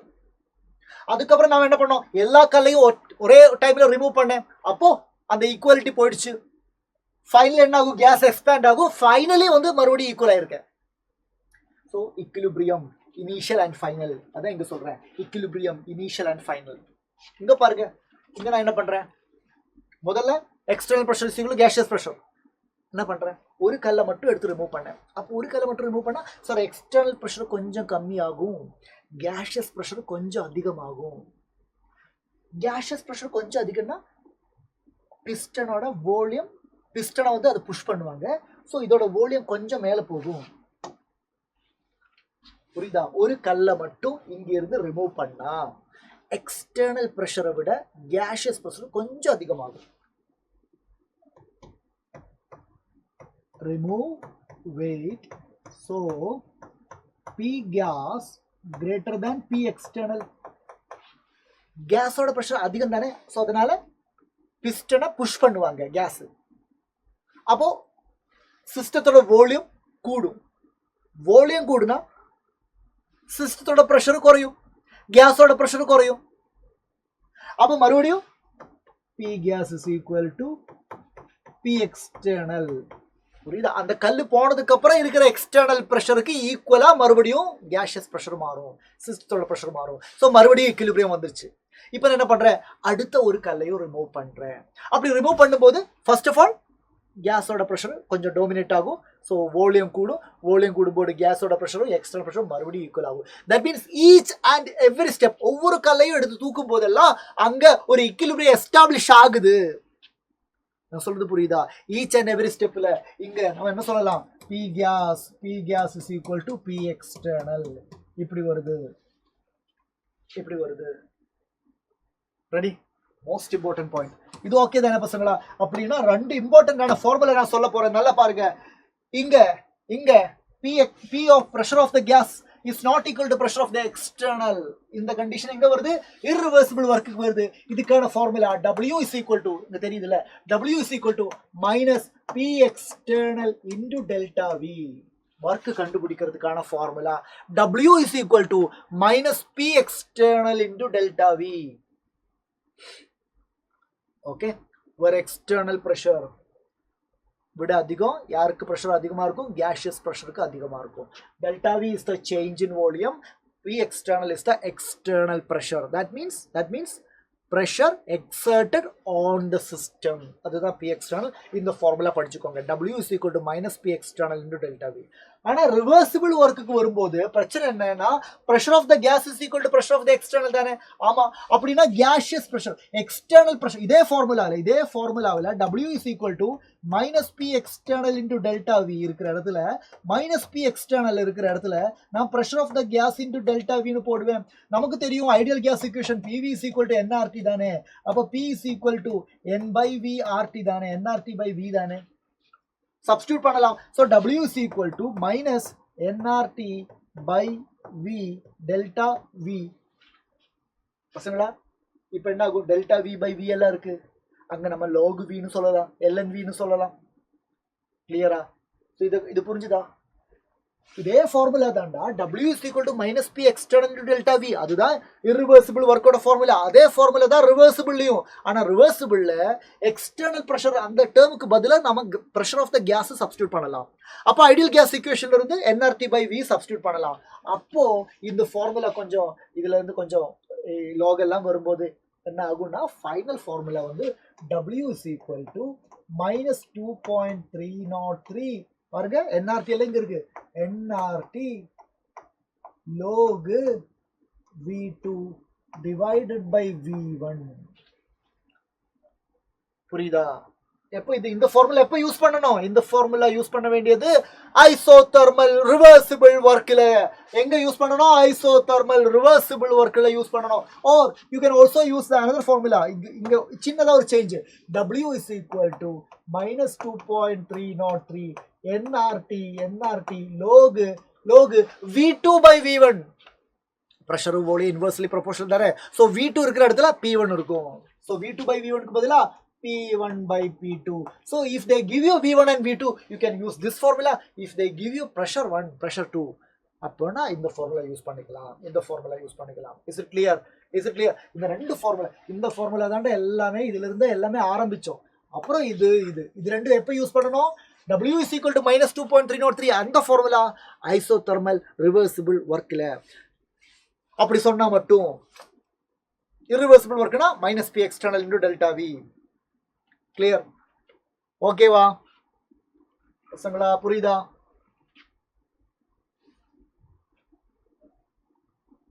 S, reversible isothermal work. இதோட ஃபார்முலா தான் இப்போ நம்ம பேசுனது. W is equal to minus 2.303 nRT log V2 divided by V1, or W is equal to minus 2.303 nRT log P1 by P2. Clear? Minus இருக்கு. Okay, ரெடியா? Okay பசங்களா, அடுத்தது நம்ம என்ன பண்ண போறோம்னா, நம்ம ஃபர்ஸ்ட் லா ஆஃப் தெர்மோடைனமிக்ஸோட மேத்தமேட்டிக்கல் ஈக்குவேஷன் இருக்குல்ல, அதான் delta U is equal to Q plus W. அந்த ஃபார்முலாக்கு டிஃப்ரெண்ட் ப்ராசஸில் என்னென்ன சேஞ்ச் வரப்போகுது அதை நம்ம வந்து அனலைஸ் பண்ண போகிறோம். ஏன்னா அது இம்பார்ட்டன்ட். ஓகேவா? ஸோ ஃபர்ஸ்ட் லா ஆஃப் தெர்மோடைனமிக்ஸோட ஃபார்முலா என்ன? Sorry, delta U is equal to Q plus W. இப்போ இங்கே ஹெட்டிங் என்ன கொடுத்துருக்காங்க? ஐசோகோரிக்னு சொன்னால் டெல்டா V 0, வால்யூம் கான்ஸ்டன்ட். நமக்கு தெரியும் W ஓட formula W is equal to minus P external into delta V தானே. ஐசோகோரிக்கில் டெல்டா V 0 தானே. அப்போ W is equal to என்ன ஆகும்? Sorry, W is equal to 0 ஆகும். W 0 ஆகும். அப்போ கான்ஸ்டன்ட் வால்யூத்தில் W 0 ஆகும். அப்போ நம்ம ஃபர்ஸ்ட் லா ஆஃப் தெர்மோடைனமிக்ஸ் என்ன ஆகுது? First law of thermodynamics become delta U is equal to W0. So only Q. இங்க ஐசோகோரிக் தானே, வால்யூம் கான்ஸ்டன்ட் தானே. So we can write QV ன்னு எழுதலாம். delta U is equal to QV. இதோட sentence என்ன? இதோட மீனிங் என்ன? delta U is equal to QV means what? Change in internal energy. Change in internal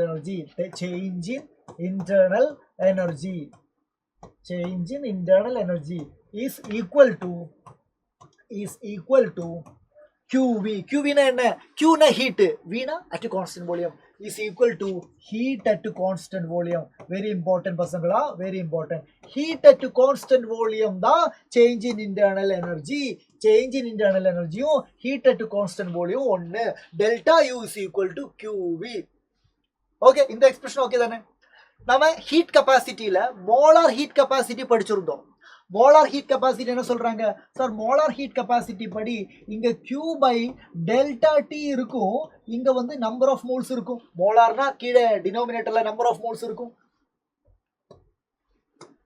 கரெக்டா கரெக்டா இங்க ஹீட் அட் கான்ஸ்டன்ட் போல தானே சோ நான் இங்க QV னு கொடுக்கிறேன் சோ QV க்கு ஒரு expression QV is equal to Cm n delta T அத நீங்க இங்க சப்ஸ்டிட்யூட் பண்ணலாமே சப்ஸ்டிட்யூட் பண்ணலாம் அப்போ நமக்கு delta U is equal to QV delta U is equal to QV so delta U is equal to NC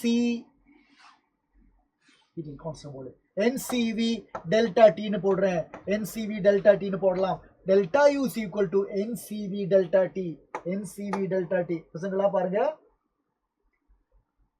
volume தானே constant அதனால அதை ஹைலைட் பண்றேன் ஓகே மோலார் ஹீட் கெப்பாசிட்டி தான் மோலார் ஹீட் கெப்பாசிட்டியோட எக்ஸ்பிரஷன் தான் கரெக்ட் தான் ஆனா இங்க நம்ம வால்யூம் கான்ஸ்டன்ட்டா வச்சிருக்கோம்ல அதனால C க்கு கீழேயும் நான் வால்யூத்தை பிளேஸ் பண்றேன் so that வால்யூம் கான்ஸ்டன்ட்டா இருக்கேன் அந்த கண்டிஷன்ல தான் இது கிளியர் so delta U க்கு சேஞ்ச் இன் இன்டர்னல் எனர்ஜிக்கு ஒரு புதிய எக்ஸ்பிரஷன் கிடைச்சது delta U is equal to n ன்னா என்ன நம்பர் ஆஃப் மோல்ஸ் CV னா என்ன molar heat capacity delta T change in temperature delta U is equal to NCV delta T okay clear isochloric process delta V 0 so work 0 so அதனால delta U ஓட எக்ஸ்பிரஷன்ல Q மட்டும் தான் இருக்கு so we can write delta U is equal to QV molar heat கெப்பாசிட்டியோட டெஃபினிஷன்ல இருந்து நாம வந்து QV க்கு ஒரு எக்ஸ்பிரஷன் கிடைக்குது அதுதான் NCV delta T அது வந்து இங்க delta U க்கு சப்ஸ்டிட்யூட் பண்ண so finally change in internal energy is equal to NCV delta T important formula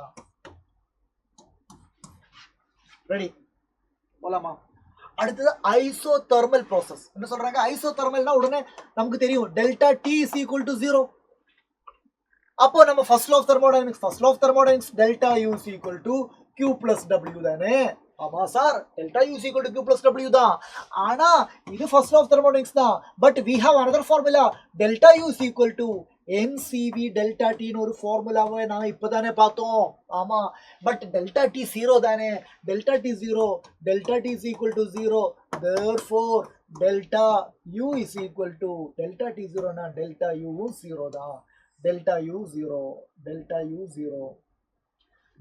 0 அப்படினா Q delta U 0 delta U is equal to Q plus W that is equal to 0 அப்படினா Q is equal to minus W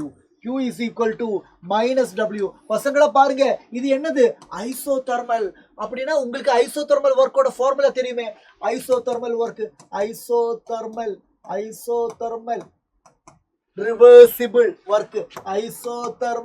reversible work பசங்களா இந்த isothermal reversible work இருக்குல்ல irreversible workனா spontaneous ஒரே அடிக்கு போகும் இது reversible ஒர்க்கா ஸோ இங்கே தான் நம்ம அதிகமாக உழைக்க வேண்டி இருக்கு அதனால இந்த ஐசோதெர்மல் ரிவர்சிபிள் ஒர்க்குக்கு இன்னொரு பேர் இருக்காங்க அதுதான் மேக்ஸிமம் ஒர்க்கு ஐசோதெர்மல் ரிவர்சிபிள் ஒர்க்குக்கு இன்னொரு பேர் என்ன மேக்ஸிமம் ஒர்க் ஓகே ஜஸ்ட் ரேண்டமாக சொன்னா அவ்வளோதான் ஓகே இப்போ இங்கே வாங்க ஐசோதெர்மல் ரிவர்சிபிள் ஒர்க்கோட ஃபார்முலா என்ன we know that W is equal to minus 2.303 nRT log V2 divided by V1 இதான ஃபார்முலா ஆமா தெரியுதா clear right இப்ப சப்ஸ்டிட்யூட் பண்ணுங்க therefore Q is equal to already ஒரு மைனஸ் இருக்கு இங்கேயும் ஒரு மைனஸ் இருக்கு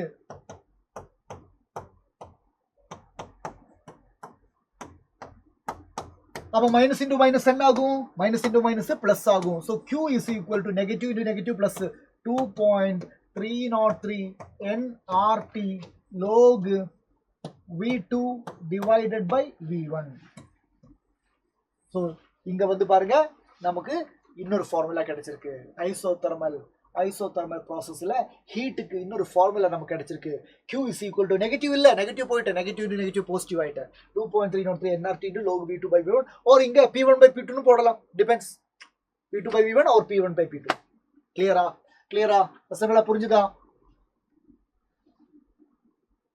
ரெடியா சொல்லுங்க போலாமா சரி, next adiabatic process. Next adiabatic process. Adiabatic process நமக்கு தெரியும், there is no heat exchange between system and surrounding. So adiabatic சொன்ன உடனே Q is equal to 0. அப்போ first law of thermodynamics, delta U is equal to Q plus W தானே. So delta U is equal to W தானே. Q 0 தானே. அப்போ delta U is equal to W. அவ்வளவுதான். delta U is equal to W. ரெடியா? அவ்வளவுதான். இப்போ இங்க cyclic இருக்கா? சைக்ளிக் இல்ல. ஓகே, இங்க வந்து பாருங்க சைக்ளிக் ப்ராசஸ் இருக்கு. சைக்ளிக் ப்ராசஸ்னா என்ன? cyclic processனா process in which initial state and final state are the same. அதான் cyclic ஒரு இடத்துல இருந்து ஆரம்பிச்சா அங்கே வந்து முடியணும். அப்ப initial state தான் final state. cyclic process means initial state equals final state. Initial state is equal to final state. Correcta? Initial state is equal to final state. Ready? Cyclic process la initial state um final state um same. அப்படினா all state function value 0. ஏனா state function na என்ன? Functions which depends only on the initial and final தானே. cyclic la initial um final ஒன்னு தானே. அப்ப state function ஓட value 0 தானே. So here all state function values 0. Change in internal energy is a state function. Internal energy is a state function. அதனால delta U is equal to 0. அப்ப புரியுதா? cyclic processல delta U ஓட value 0. அப்படினா delta U is equal to Q plus W தானே. delta U 0 na Q plus W is equal to 0. So here Q is equal to minus W ni இங்கேயும் சொல்லலாம். ரெடியா பசங்களா? Clear போலாம். அடுத்தது என்ன? isothermal free expansion. வாங்க, நமக்கு தெரியும் W work out formula minus P external into delta V. இது work out formula. கரெக்டா? இப்போ இங்க free expansion சொல்லியிருக்கேன். இந்த பசங்கள free expansionோட மீனிங் என்ன? free expansion ஃப்ரீயா எக்ஸ்பேண்ட் ஆகுதுன்னா external pressure 0ன்னு அர்த்தம். So whenever there is a free expansion, அதோட மீனிங் வந்து P external is equal to 0. And இன்னொரு விஷயம், இது வந்து ஐசோதர்மல் வேற. அப்போ இங்க delta T is equal to 0. So delta T 0, external pressure 0. நமக்கு என்ன தெரியும்? நமக்கு P external 0 தானே. So W is equal to 0. Work 0. W 0 ஆயிட்டேன். And delta T 0 தானே. அப்ப நமக்கு தெரியும் delta U is equal to NCV delta T. Since delta T is equal to 0, so delta U is equal to அதுவும் 0. அப்ப work 0, change in internal energy is 0. First law of thermodynamics என்ன சொல்றாங்க? First law சொல்றாங்க delta U is equal to Q plus W. delta U 0, Q இங்க இருக்கு, W 0. So ultimately Q அதுவும் 0. புரியுதா? So isothermal free expansion சொன்னா change in internal energy 0, heat 0, work 0, எல்லாமே 0. இது previous year question paperல இருக்கு. ஆப்ஷன்ஸ்ல equal to 0, not equal to 0 அப்படின்னு கொடுத்து 4 ஆப்ஷன்ஸ் கொடுத்திருக்காங்க. கனெக்ஷன் புரியுதா? பை ஹார்ட் பண்ணக்கூடாது. கான்செப்சுவல் தான் இது. ஐசோதர்மல்னா delta T 0, LCB delta T அப்போ 0 ஆயிடும். அப்போ டெல்டா U 0 ஆயிட்டேன். P free expansionனா external pressure 0, அப்போ W 0. ரெடி? கிளியர்? ஓகேவா? Next isobaric na pressure constant. So delta P is equal to 0, delta U is equal to Q plus W, delta U is equal to Q heat. ஆனா isobar தானே. So முன்னாடி நம்ம constant வோல்யூம்ல QV ன்னு எழுதுன மாதிரி இங்க constant pressure ஆனதுனால QP ன்னு எழுதலாம். delta U is equal to QP plus W ஓட ஃபார்முலா, வொர்க் ஓட formula minus P external into delta P, minus P external into delta V. அப்போ minus P external into delta V. delta v. அப்ப இதோட வந்து delta u is equal to qp minus p external into delta v. Yeah, இப்படி ஒரு formula நமக்கு arrive ஆகும். இது அவ்வளவு இம்பார்ட்டன்ட் கிடையாது, பட் ஸ்டில் இதையும் நோட் பண்ணிக்கோங்க. கிளியர் சொல்லுங்க.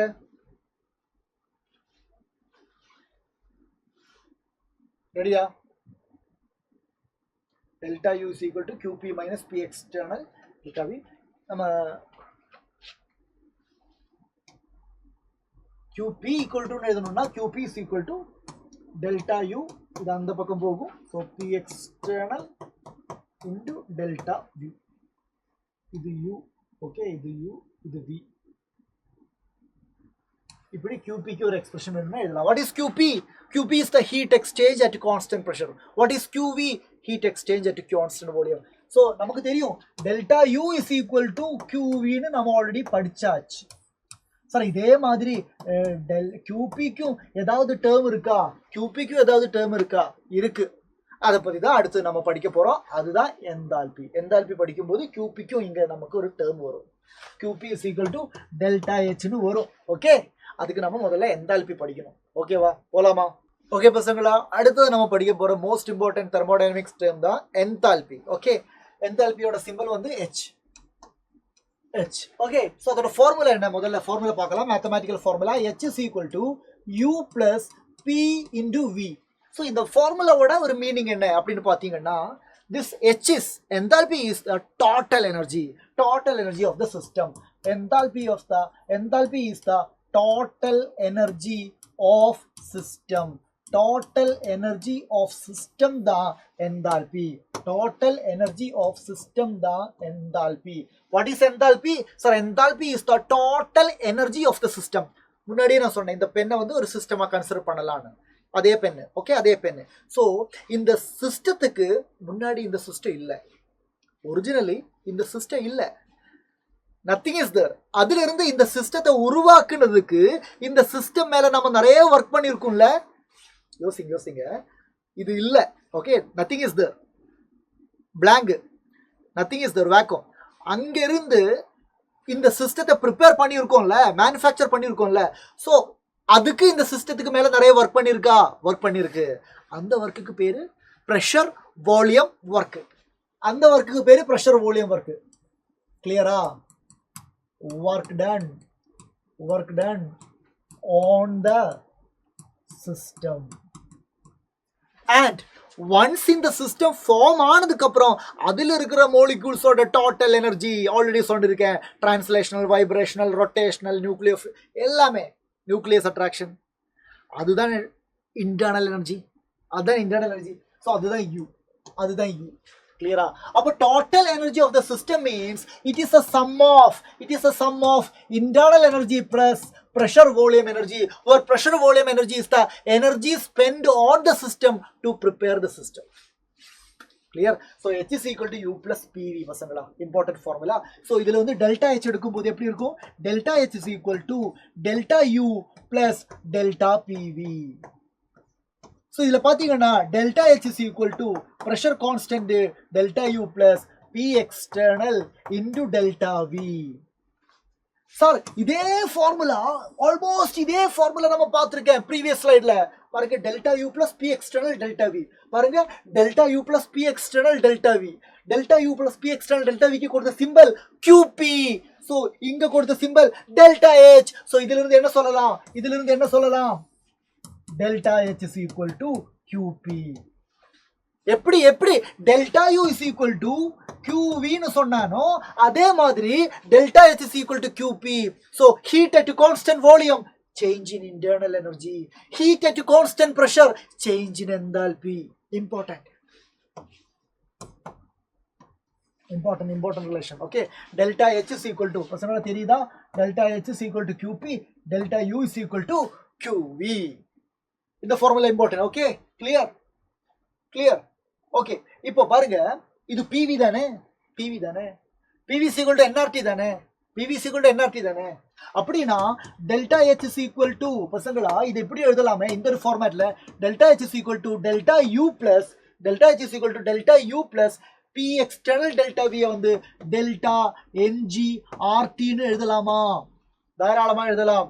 Delta H is equal to delta U plus delta NG RT. What is delta NG? What is delta NG? Delta NG is the number of moles of gaseous product minus number of moles of gaseous reactant. நம்ம இக்விலிபிரியத்துல படிச்சிருக்கோம், எலக்ட்ரோகெமிஸ்ட்ரியில படிச்சிருக்கோம். இக்விலிபிரியத்துல தான் அதிகமா பார்த்துருப்பீங்க. KP கேசி relationship எல்லாம் எழுதும்போது KP is equal to KC RT whole raise to delta NG. அந்த delta NG தான் இது, number of moles of gaseous product minus number of moles of gaseous reactant. Okay, இப்போ இந்த டெல்டா என்ஜியோட வேல்யூ வச்சு delta H delta U relationship சொல்ல முடியும் பசங்களா. பாருங்க, இஃப் டெல்டா என்ஜி ஜீரோன்னு வச்சுக்கோங்க. ஒரு ஈக்குவேஷன்ல delta n g zero, moles of product moles of reactant equal அப்படின்னா இந்த டேர்ம் மொத்தமா ஜீரோ ஆகும். we can write delta H is equal to delta U. or if delta NG greater than 0 ஆச்சுனா, delta NG greater than 0 ஆச்சுனா delta U plus ஒரு positive value அதானே delta H. so delta H is greater than delta U, delta H greater than delta U. or delta NG less than 0 னா நெகட்டிவா இருந்தா delta NG ஓட value நெகட்டிவா இருந்தா delta U greater than delta H.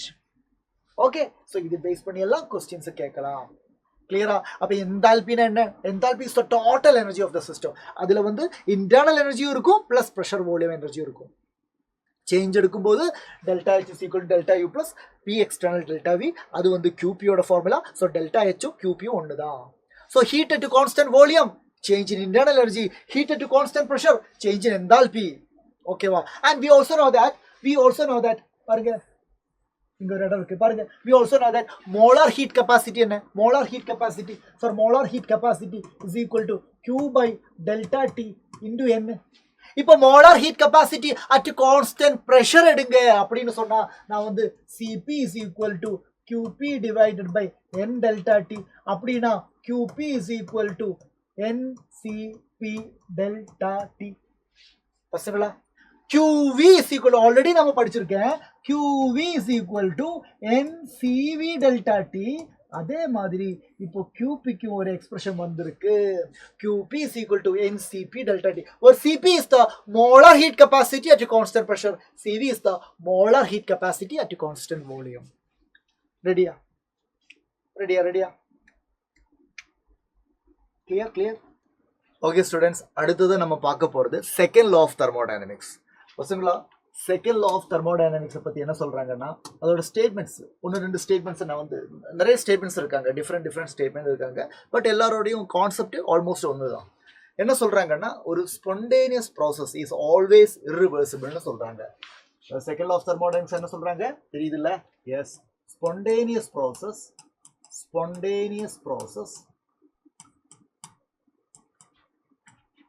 is irreversible அப்படின்னு சொல்றாங்க. புரியுதா? Spontaneous process என்ன? எக்ஸ்டர்னல் ஏஜென்சியோட எந்த சப்போர்ட்டும் இல்லாம அது பாட்டுக்கு தானா நடக்கிற ப்ராசஸ் தான் ஸ்பான்டேனியஸ் ப்ராசஸ். அப்ப அது ரிவர்சிபிளா இருக்காது இல்ல, அது irreversible தானே. ஃபார் எக்ஸாம்பிள், இந்த பெண்ணை நான் இங்க பிடிச்சிட்டு அப்படியே விட்டா என்ன ஆகும்? பெண்ணு கீழே விழும். கரெக்டா?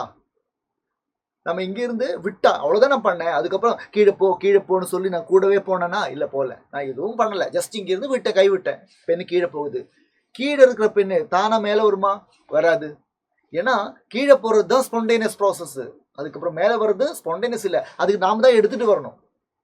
கிளியரா? So spontaneous process is always irreversible சொல்றாங்க. அண்ட் இதுல வந்து இன்னொரு ஸ்டேட்மெண்ட் எப்படின்னு பார்த்தா, செகண்ட் law of thermodynamics-ஓட இன்னொரு ஸ்டேட்மெண்ட் எப்படின்னு பார்த்தா, அதுல ஒரு புது டேர்ம் வருது. அந்த டேர்ம் என்ன? That is entropy. Entropy of a spontaneous process, entropy of a spontaneous process is increasing அப்படியெல்லாம் சொல்றாங்க. அப்படின்னா என்ட்ரோபினா என்ன? இந்த புதுசா இருக்கே இந்த டேர்ம். ஆமா, entropy is a measure of disorder, measure of randomness எல்லாம் சொல்லலாம். யூஸ்வலாவே காமனாவே பாருங்க, இப்போ நம்ம வீட்டில் நம்ம வந்து ஏதாவது வேலை பண்ணிட்டு இருக்கும்போது என்ன ஆகும்? நம்ம வந்து ஒரு நான் வந்து இப்போ என்னோட பெட்ரூமில் வந்து நான் வந்து பெட்ஷீட் எல்லாம் ப்ராப்பராக எல்லாமே கிளியராக வச்சுருக்கேன். என்னோட புக்ஸ் எல்லாம் வந்து ஷெல்ஃபில் வச்சுருக்கேன். பென் எல்லாம் பென் ஹோல்டரில் தான் இருக்குது. எல்லாமே எவ்ரி திங் இன் ஆர்டரில் இருக்காங்க. ஆனால் நான் வந்து எதுவுமே பண்ணல, சும்மா நான் ஏதோ அந்த ரூம்ல கொஞ்சம் நேரம் டைம் ஸ்பெண்ட் பண்ணாலே இல்லாட்டி ஒரு வேற என்னோட 2 ஃப்ரெண்ட்ஸ் வந்து அவங்க கொஞ்சம் நேரம் ரூமில் இருந்தாலே என்ன ஆகும்? ஆர்டர் ஆகுமா இல்லை டிஸார்டர் ஆகுமா? டிஸார்டர் ஆகும். டிஸார்டர் ஆனதுக்கப்புறம் நம்ம இன்னும் கொஞ்ச நேரம் அங்கேயே உட்காந்தா மறுபடியும் அது ஆர்டர் ஆகுமா? இல்லை, அது இன்னும் டிஸார்டர் ஆகும். ஸோ ஆர்டர்டு ஃபார்மில் இருந்து டிஸார்டர்டு ஃபார்முக்கு போகிறது தான், அதுதான் இயல்பாகவே நடக்குது. அதுதான் ஸ்பான்டேனியஸாகவே நடக்கும் எப்பவுமே. So spontaneity is increase in order, increase in disorder. Okay, ordered ஃபார்மில் இருந்து டிஸார்டர்டு ஃபார்முக்கு போகிறது தான் ஸ்பான்டேனியஸ் ப்ராசஸ். தானா ஆர்டர்ட் ஆகாது. ஆர்டர்ட் ஆகணும்னா பாருங்க, ஆர்டர்ட் ஆகணும்னா நாம அதுக்காக உழைக்கணும், நாம அதுக்காக எனர்ஜி ஸ்பெண்ட் பண்ணணும். எக்ஸ்டர்னல் ஏஜென்சியோட சப்போர்ட் இல்லாம ஆர்டர்டு ஃபார்முக்கு வராது. ஆனா டிஸார்டர்டு ஃபார்முக்கு அது பாட்டுக்கு போகும். கிளியர் தானே? யோசிச்சு பாருங்க, உங்களுக்கே புரியும். ரைட்? எஸ். ஸோ இங்க ஸ்பான்டேனியஸ் பத்தி செகண்ட் ஆஃப் தெர்மோடைனமிக்ஸோட மோஸ்ட் இம்பார்ட்டன்ட் கான்ட்ரிபியூஷன் என்ன அப்படின்னு பார்த்தா ஸ்பான்டேனிட்டியை பத்தி எக்ஸ்பிளைன் பண்றாங்க. ஸோ ஸ்பான்டேனிட்டியை பற்றி எக்ஸ்பிளைன் பண்ணுறாங்க. அதுக்கு ஒரு மேத்தமேட்டிக்கல் ஃபார்முலா சஜஸ்ட் பண்ணாங்க. அந்த மேத்தமேட்டிக்கல் ஃபார்முலா வந்து delta G that is equal to delta H minus T delta S. இதுதான் அந்த மேத்தமேட்டிக்கல் ஃபார்முலா. ஸோ இந்த மேத்தமேட்டிக்கல் ஃபார்முலாவில் டெல்டா ஜி இருக்கு. Delta G is the change in Gibbs free energy. Delta H change in enthalpy. Delta S change in entropy. T temperature. So என்னென்ன terms இருக்கு?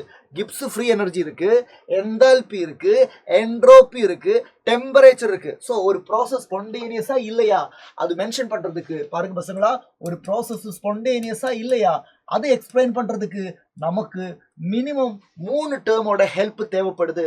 யாரெல்லாம் அது? Sir, ஒன்று என்தால்பி, என்தால்பியோட ஹெல்ப் வேணும். இன்னொன்று சார், இன்னொன்று என்ட்ரோபியோட ஹெல்ப் வேணும், என்ட்ரோபியோட ஹெல்ப் வேணும். இந்த என்தால்பி என்ட்ரோபி மட்டும் பத்தாது இன் சம் கண்டிஷன். அப்போ நமக்கு தேவையானது யாரோட help?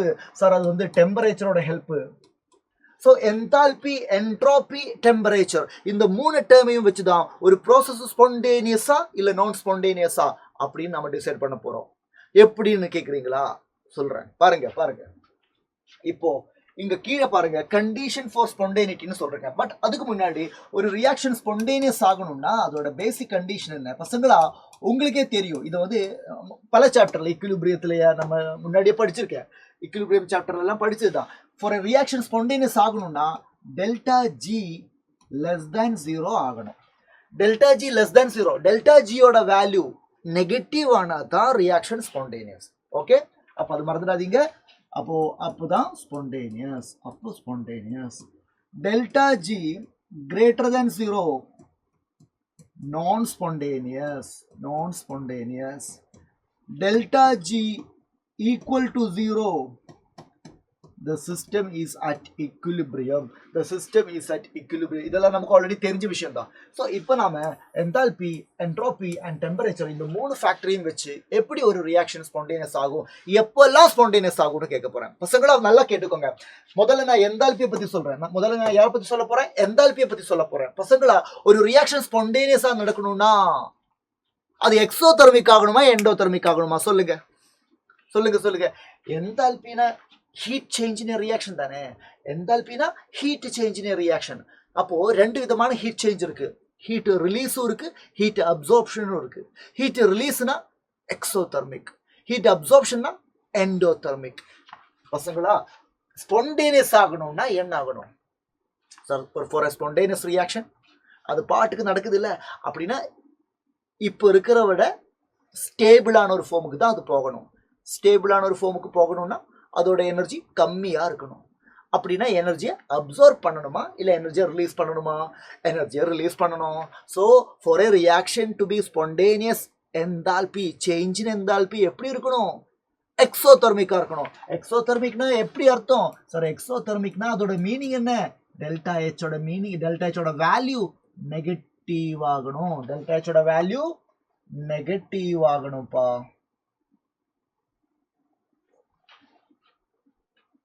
For a spontaneous reaction, enthalpy of the reaction should be exothermic. Delta H oda sign negative. Delta H oda sign negative என்ன அர்த்தம்? Final minus initial negative. ஏன் final minus initial negative ஆகுது? Final கம்மியா இருக்கேன். ஏன் final கம்மியா இருக்கேன்? ஏன்னா எனர்ஜி ரிலீஸ் பண்ணியிருக்கேன் அதனால. ஆனா இந்த என்தால்பி மட்டும் வச்சு ஒரு ரியாக்ஷன் ஸ்பான்டேனியஸா இல்லையான்னு சொல்ல முடியாது. புரியுதா? இந்த இந்த என்தால்பி ஃபேக்டரை மட்டும் வச்சு ஒரு ரியாக்ஷன் ஸ்பான்டேனியஸா இல்லையான்னு சொல்ல முடியாது.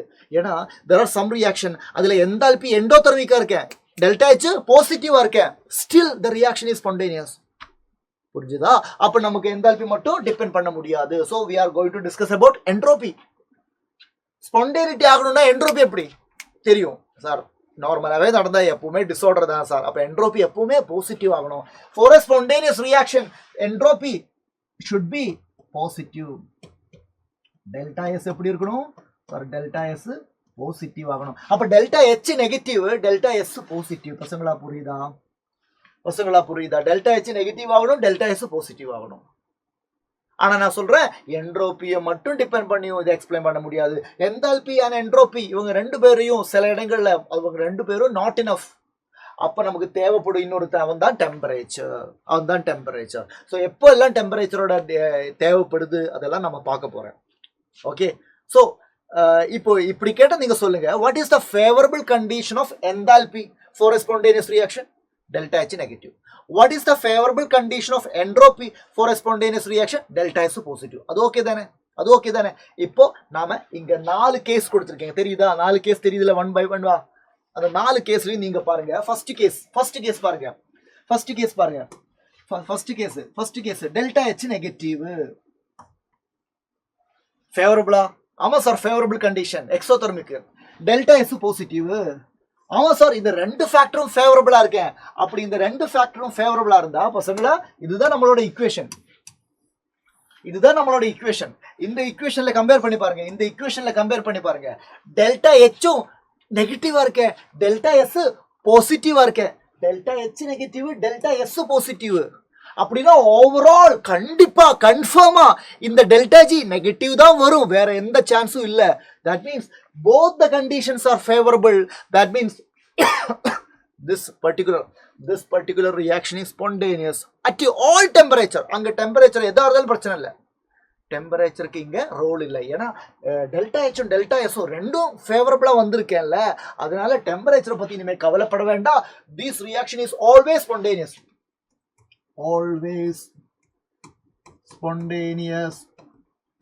இது வெரி இம்பார்ட்டன்டான கான்செப்டா. கொஸ்டின்ஸ் கேட்பாங்க. Always spontaneous at all temperature. ரெடியா? அடுத்து பார்க்கலாமா? அடுத்த கண்டிஷன்ல சொல்றாங்க செகண்ட் கண்டிஷன். சார் செகண்ட் கண்டிஷன்ல சொல்றாங்க sir delta H sir delta H positive. ஐயோ டெல்டா H பாசிட்டிவ் ஆயிடுச்சே. அழாதே. எக்ஸோதெர்மிக் இல்ல, எண்டோதெர்மிக் தான், பிரச்சனை இல்லை. மேபி ஸ்பான்டேனியஸ் ஆகலாம், வாய்ப்பு இருக்கு. டெல்டா S பாருங்க sir, delta S negative sir, அதுவும் பிரச்சனை சார். ஏன்னா ரெண்டுமே ஃபேவரபிள் இல்ல, ரெண்டு கண்டிஷனும் ஃபேவரபிள் இல்ல. டெல்டா H பாசிட்டிவ் வந்திருக்கேன், டெல்டா S நெகட்டிவ் வந்திருக்கேன். போத் த கண்டிஷன்ஸ், இந்த ரெண்டு ஃபேக்டரும் நாட் ஃபேவரபிள் டு ஸ்பான்டேனியஸ்.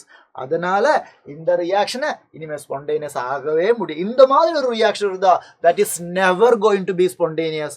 அதுல டெம்பரேச்சர் என்னென்ன விளையாடினாலும், டெம்பரேச்சர் எவ்வளவு முயற்சி பண்ணாலும் அது ஸ்பான்டேனியஸ் ஆக மாட்டேன். ஸோ ஆல்வேஸ் நான் சொல்லலாம், ஆல்வேஸ் நான் spontaneous at all temperature. Clear புரிஞ்சுக்கணும், பை ஹார்ட்டே பண்ணிக்காதீங்க. ஏதாவது ஒரு டெல்டா H டெல்டா S இதுல ஏதாவது ஒன்னாவது ஃபேவரபிளா இருந்தா நாம ஏதாவது ட்ரை பண்ணி பார்க்கலாம்ல. இப்ப தேர்ட் கண்டிஷன் பாருங்க. தேர்ட் கண்டிஷன்ல டெல்டா H நெகட்டிவ். அப்பாடா, டெல்டா H நெகட்டிவ் ஆயிடுச்சு, எக்ஸோதெர்மிக், சந்தோஷம். Delta S negative. ஐயோ டெல்டா S நெகட்டிவ் ஆயிடுச்சு, டெல்டா S பாசிட்டிவ் தானே ஆகணும். பரவாயில்ல, ஒரு ஃபேக்டராவது ஒழுங்கா வந்திருக்கேன்ல, பசங்களை நம்ம ஃபார்முலா பாருங்க. நம்ம ஃபார்முலா எப்படி சார்? நம்ம ஃபார்முலா வந்து delta G is equal to delta H minus T delta S. இப்போ தேர்ட் கண்டிஷன்ல என்ன சொல்றாங்க? Delta H positive, sorry delta H negative. அப்போ delta G is equal to ஒரு நெகட்டிவ் டேர்ம்டா minus T delta S. Sir delta S negative, delta S நெகட்டிவா? அப்போ கண்டிப்பா இது நெகட்டிவ் இன்டு நெகட்டிவ் பாசிட்டிவ் ஆகுமே. சோ இது வந்து ஓவராலா டெல்டா G நெகட்டிவ் ஆகணும்னா யாரோட மேக்னிடியூட் ஹை ஆகணும்? டெல்டா H ஓட மேக்னிடியூட் ஹை ஆகணும். சொல்றது புரியுதா? டெல்டா H ஓட மேக்னிடியூட் ஹை ஆகணும். the magnitude of delta H should be greater than T delta S.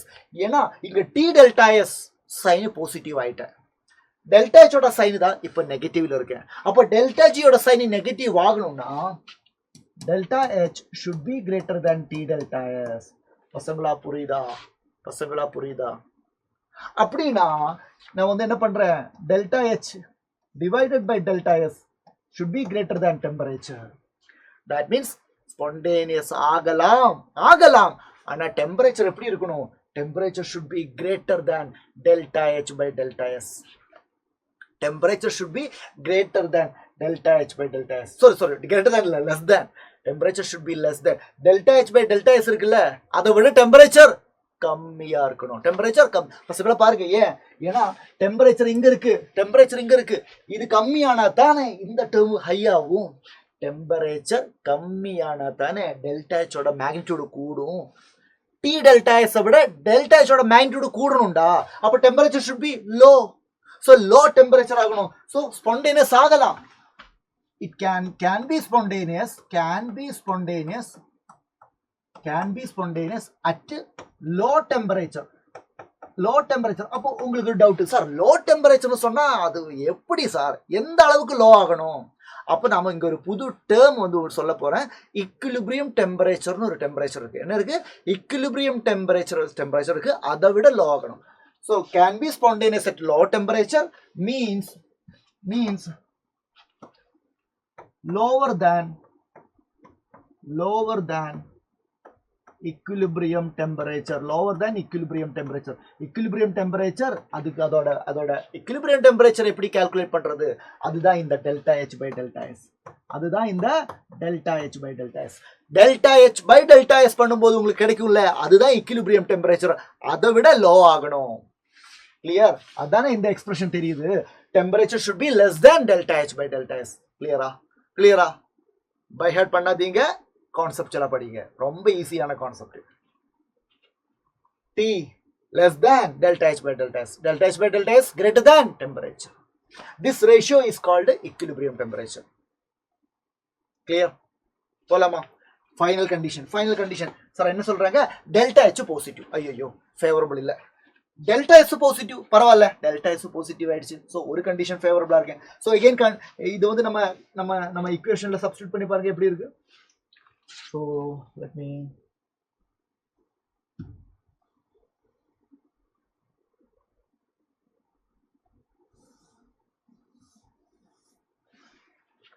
வந்து at all temperature equilibrium temperature na delta H by delta S. Okay, இப்போ final condition என்ன, delta H positive, delta S positive. So again நான் formula எழுதுறேன். delta G is equal to delta H minus T delta S. delta H positive அப்படின்னா இந்த term first term பாசிட்டிவா இருக்கேன், minus T delta S அதுவும் positive, அப்ப இதுவும் positive. அப்படின்னா this is equal to positive negative into positive negative. அப்படின்னா second term இருக்குல்ல T delta S, அதுதான் நெகட்டிவ் வருது. அப்படின்னா டெல்டா H விட T delta S அதிகமாகணும், டெல்டா H விட T delta S அதிகமாகணும். பசங்களா என்ன சொல்றாங்க?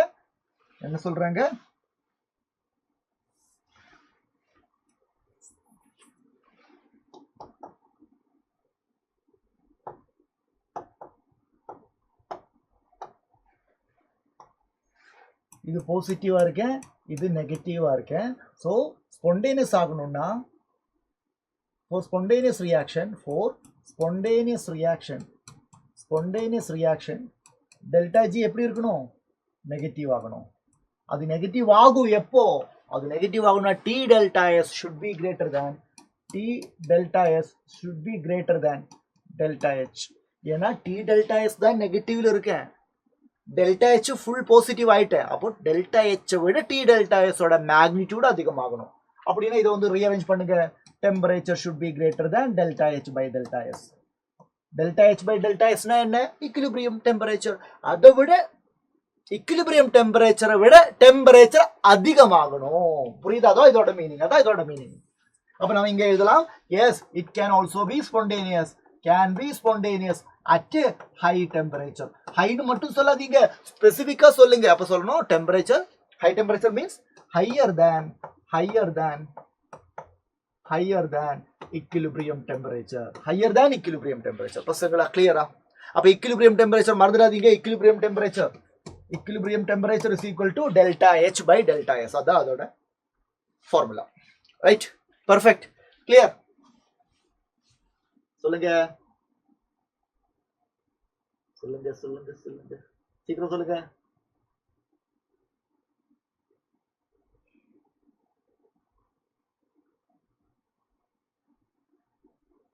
ரெடியா?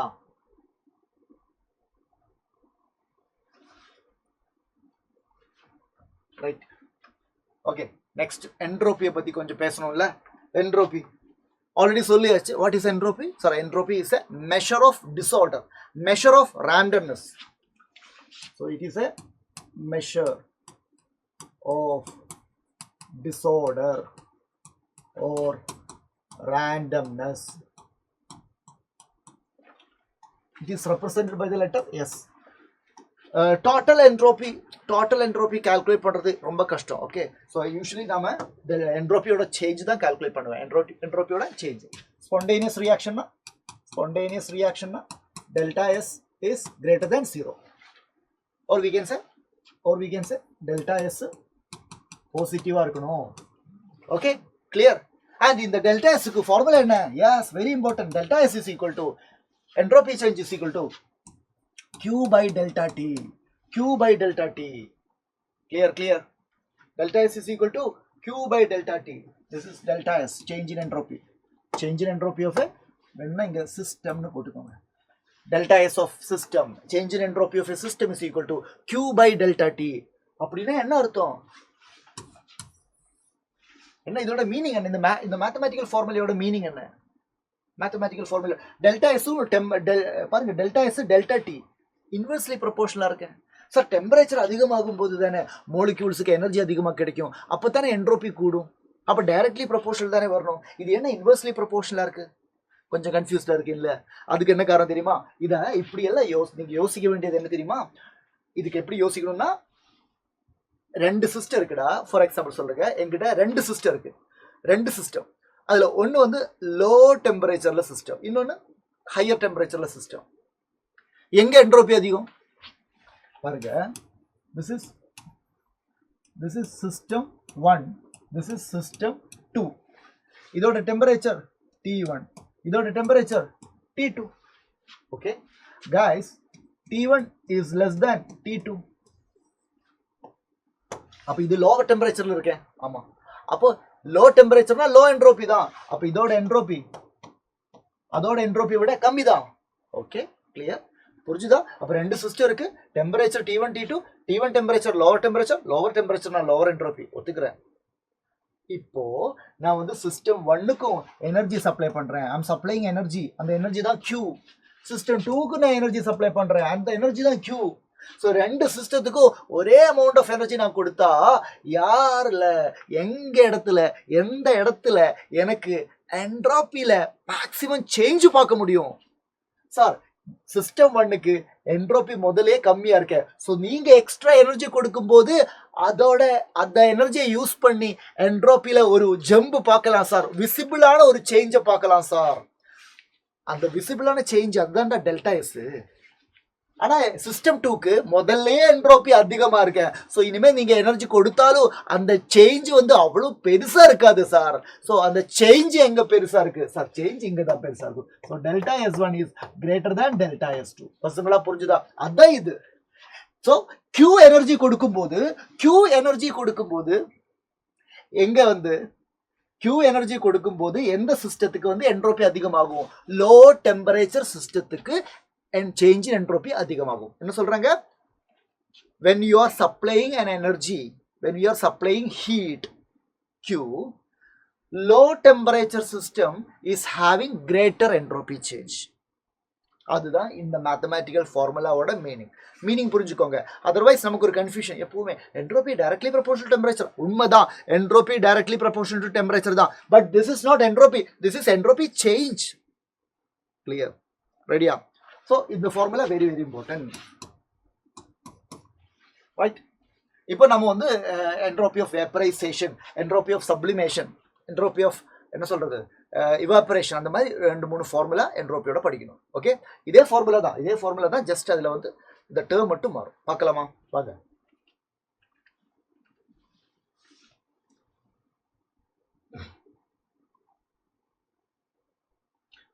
எஸ், பிஃபோர் தட் இங்க கொஞ்சம் எடுக்கிறேன். பிஃபோர் தட் பசங்களா, ஐசோதெர்மல் ப்ராசஸ் சொல்லுவாங்க. அங்க நமக்கு என்ட்ரோபிக்கு ஒரு ஃபார்முலா வேணும். ஐசோதெர்மல் ப்ராசஸ்னா நமக்கு தெரியும்ல. ஐசோதெர்மல்னா என்ன? Isothermal means temperature remains constant. அந்த மாதிரி ஒரு ப்ராசஸ் சொல்லுவாங்க. ஸோ என்ட்ரோபி ஐசோதெர்மல் அப்படின்னு ஒரு எக்ஸ்பிரஷன் நம்ம படிக்கணும். பாருங்க, ஐசோதெர்மல்னா என்ன சார்? ஐசோதெர்மல்னா delta T is equal to 0, change in temperature 0. Okay தானே? ஆமா சார். ஐசோதெர்மல்னா டெம்பரேச்சர் கான்ஸ்டன்ட்னா delta T 0. So we know that according to first law of thermodynamics, first law என்ன சொல்றாங்க? Delta U is equal to Q plus W. ஆமா sir, உண்மைதானே பசங்களா? ஐசோதெர்மல்னா delta D 0னா delta U 0 தானே? we know that delta U is equal to NCV delta T. இப்படி ஒரு formula நாம படிச்சிருக்கோம் sir. where CV is the molar heat capacity at constant volume. அப்போ delta T 0னா delta U 0. delta U 0னா sir, delta U 0னா Q plus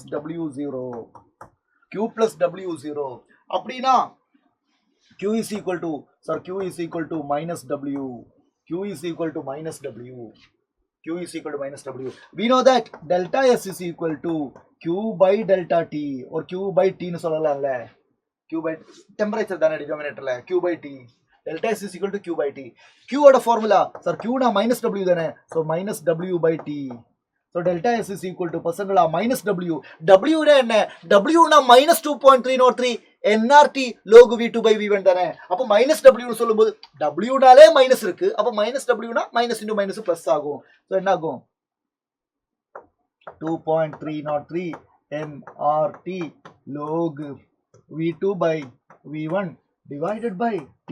T cancel ஆகும். so finally நமக்கு ஐசோதெர்மல்னு சொன்னாலே என்ட்ரோபிக்கு ஒரு எக்ஸ்பிரஷன் கிடைச்சது. Delta S is equal to 2.303 NR T இல்ல, இனிமே T ஏன் கட் ஆயிடுச்சு இல்ல? டினோமினேட்டர்லயும் T மேலயும் T, அந்த ரெண்டு Tயும் கட் ஆகும்.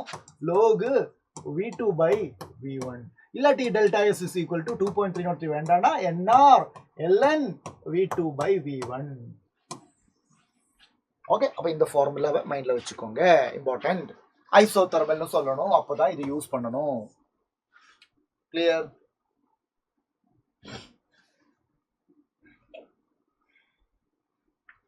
அங்க அடுத்தது enthalpy of vaporization. சிம்பிள் தான் நமக்கு. First of all general formula என்ன? Delta S is equal to Q by delta T தானே? ஆமா. ஆனா enthalpy of vaporization சொல்லும்போது delta S is equal to enthalpy of vaporization. Q, here the Q is the enthalpy of vaporization. Q na heat தானே? S. இங்க அந்த ஹீட்டுக்கு சொல்ற பேரு enthalpy of vaporization divided by temperature. பசங்களா, வேப்பரைசேஷன் என்ன sir? Vaporisation means liquid ஸ்டேட்ல இருந்து gaseous ஸ்டேட்டுக்கு போறாங்க. லிக்விட் ஸ்டேட்ல இருந்து வேப்பர் ஸ்டேட்டுக்கு போகும்போது அந்த டெம்பரேச்சருக்கு பேரு பாய்லிங் பாயிண்ட். சோ இங்க இந்த இடத்துல நம்ம T-னா அது என்னது sir? This is boiling point. So this is the formula. Delta S is equal to enthalpy of vaporization by temperature, where temperature is the boiling point, enthalpy of vaporization is the heat for the vaporization. Clear? Next பாருங்க. இங்க இது மட்டும் தான் கொடுத்திருக்கா? entropy of vaporization மட்டும் தான் கொடுத்திருக்கு. இல்ல, entropy of vaporization மட்டும் இல்ல, நமக்கு வந்து என்ன பண்ணலாம்?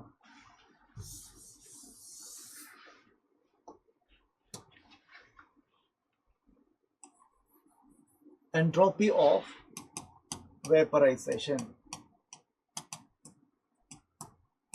So delta S is equal to Q by T இங்க delta S is equal to delta H VAP அப்படின்னா enthalpy of vaporization divided by T, where T is the boiling point. So இவ்வளவு இருக்கு. இதுதான் enthalpy of vaporization. Clear? ரைட்டா? இதே மாதிரி இன்னொன்னு சொன்னா entropy of vaporization சொன்ன மாதிரி இனிமே வந்து entropy of fusion சொல்லலாம். entropy of fusion. பசங்களா fusionனா என்னடா? vaporization நீங்க சொல்லிட்டீங்க liquid state இருந்து gaseous stateக்கு போகணும். fusionனா என்ன? fusionனா melting தான். melting சொல்லுவேன்ல அதே மீனிங் தான். சோ solidல இருந்து liquid stateக்கு போறோம். சோ அங்க வந்து delta S is equal to Q by T தானே. அப்ப delta S is equal to இங்க அதுக்கு பேரு delta H MEL, enthalpy of melting divided by temperature. இந்த டெம்பரேச்சருக்கு பேரு அப்போ இங்க boiling point, அப்ப இங்க melting point. So here temperature is melting point. clear? இதே மாதிரி இன்னொன்னு சொல்லலாம் entropy of sublimation சொல்லலாம். sublimation என்னடா? So sublimation solid stateல இருந்து நேரடியா gaseous stateக்கு போறது without any liquid state. அப்படினா அதோட எக்ஸ்பிரஷன் வந்து delta S is equal to Q by T தானே. ஆமா சார். அப்ப delta S is equal to enthalpy of sublimation SUB divided by temperature. This temperature is called sublimable temperature. Okay, so entropy oda different formula, entropy of vaporization, entropy of fusion, entropy of sublimation. Okay, clear? Yes பசங்களா. So அடுத்து நம்ம பார்க்க போறது thermochemistry. Start பண்ணலாமா? thermochemistryக்கு போலாமா? So நம்ம சாப்டரோட இன்னொரு செக்மெண்ட்டுக்கு நாம போறோம். அதான் thermochemistry. ஓகே பசங்களா. enthalpy of reaction என்ன? அதான் முதல்ல நாம thermochemistryல படிக்க போறோம். சோ இந்த enthalpy of reaction வந்து நம்ம இதுக்கு முன்னாடியே வந்து நிறைய சாப்டர்ல யூஸ் பண்ற ஒரு விஷயம் தான். கரெக்ட்டா? டெல்டா H நெகட்டிவ்னா எக்ஸோதெர்மிக், டெல்டா H பாசிட்டிவ்னா எண்டோதெர்மிக் எல்லாமே நமக்கு தெரிஞ்சதுதான். பட் அது ஆக்சுவலி என்னன்னு கூட நமக்கு தெரியாது. நாம அதை அப்படியே படிச்சிருக்கோம்ல.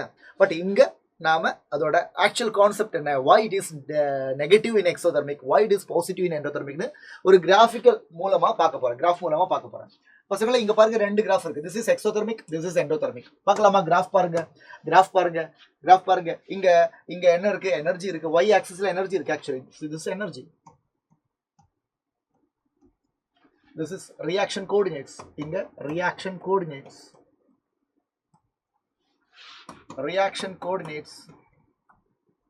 Inga energy. Okay பசங்களா. So first graphல exothermic னு கொடுத்த graphல பாருங்க reactant ஓட energy இது இங்க இருக்கு. This is reactant, this is product. So energy of the reactant அதிகம், product கம்மியா இருக்கு. That means reactant sideல இருந்து product convert ஆகும்போது அங்க அந்த processல energy குறைஞ்சிருக்கு. Why? Because energy release ஆயிருக்கு. So from this graph it is very clear that conversion of reactant to product அங்க என்ன நடக்குது? energy releasing நடக்குது. energy release ஆகுது. அப்படி எனர்ஜி ரிலீஸ் ஆனதானே அதுக்கு பேரு exothermic.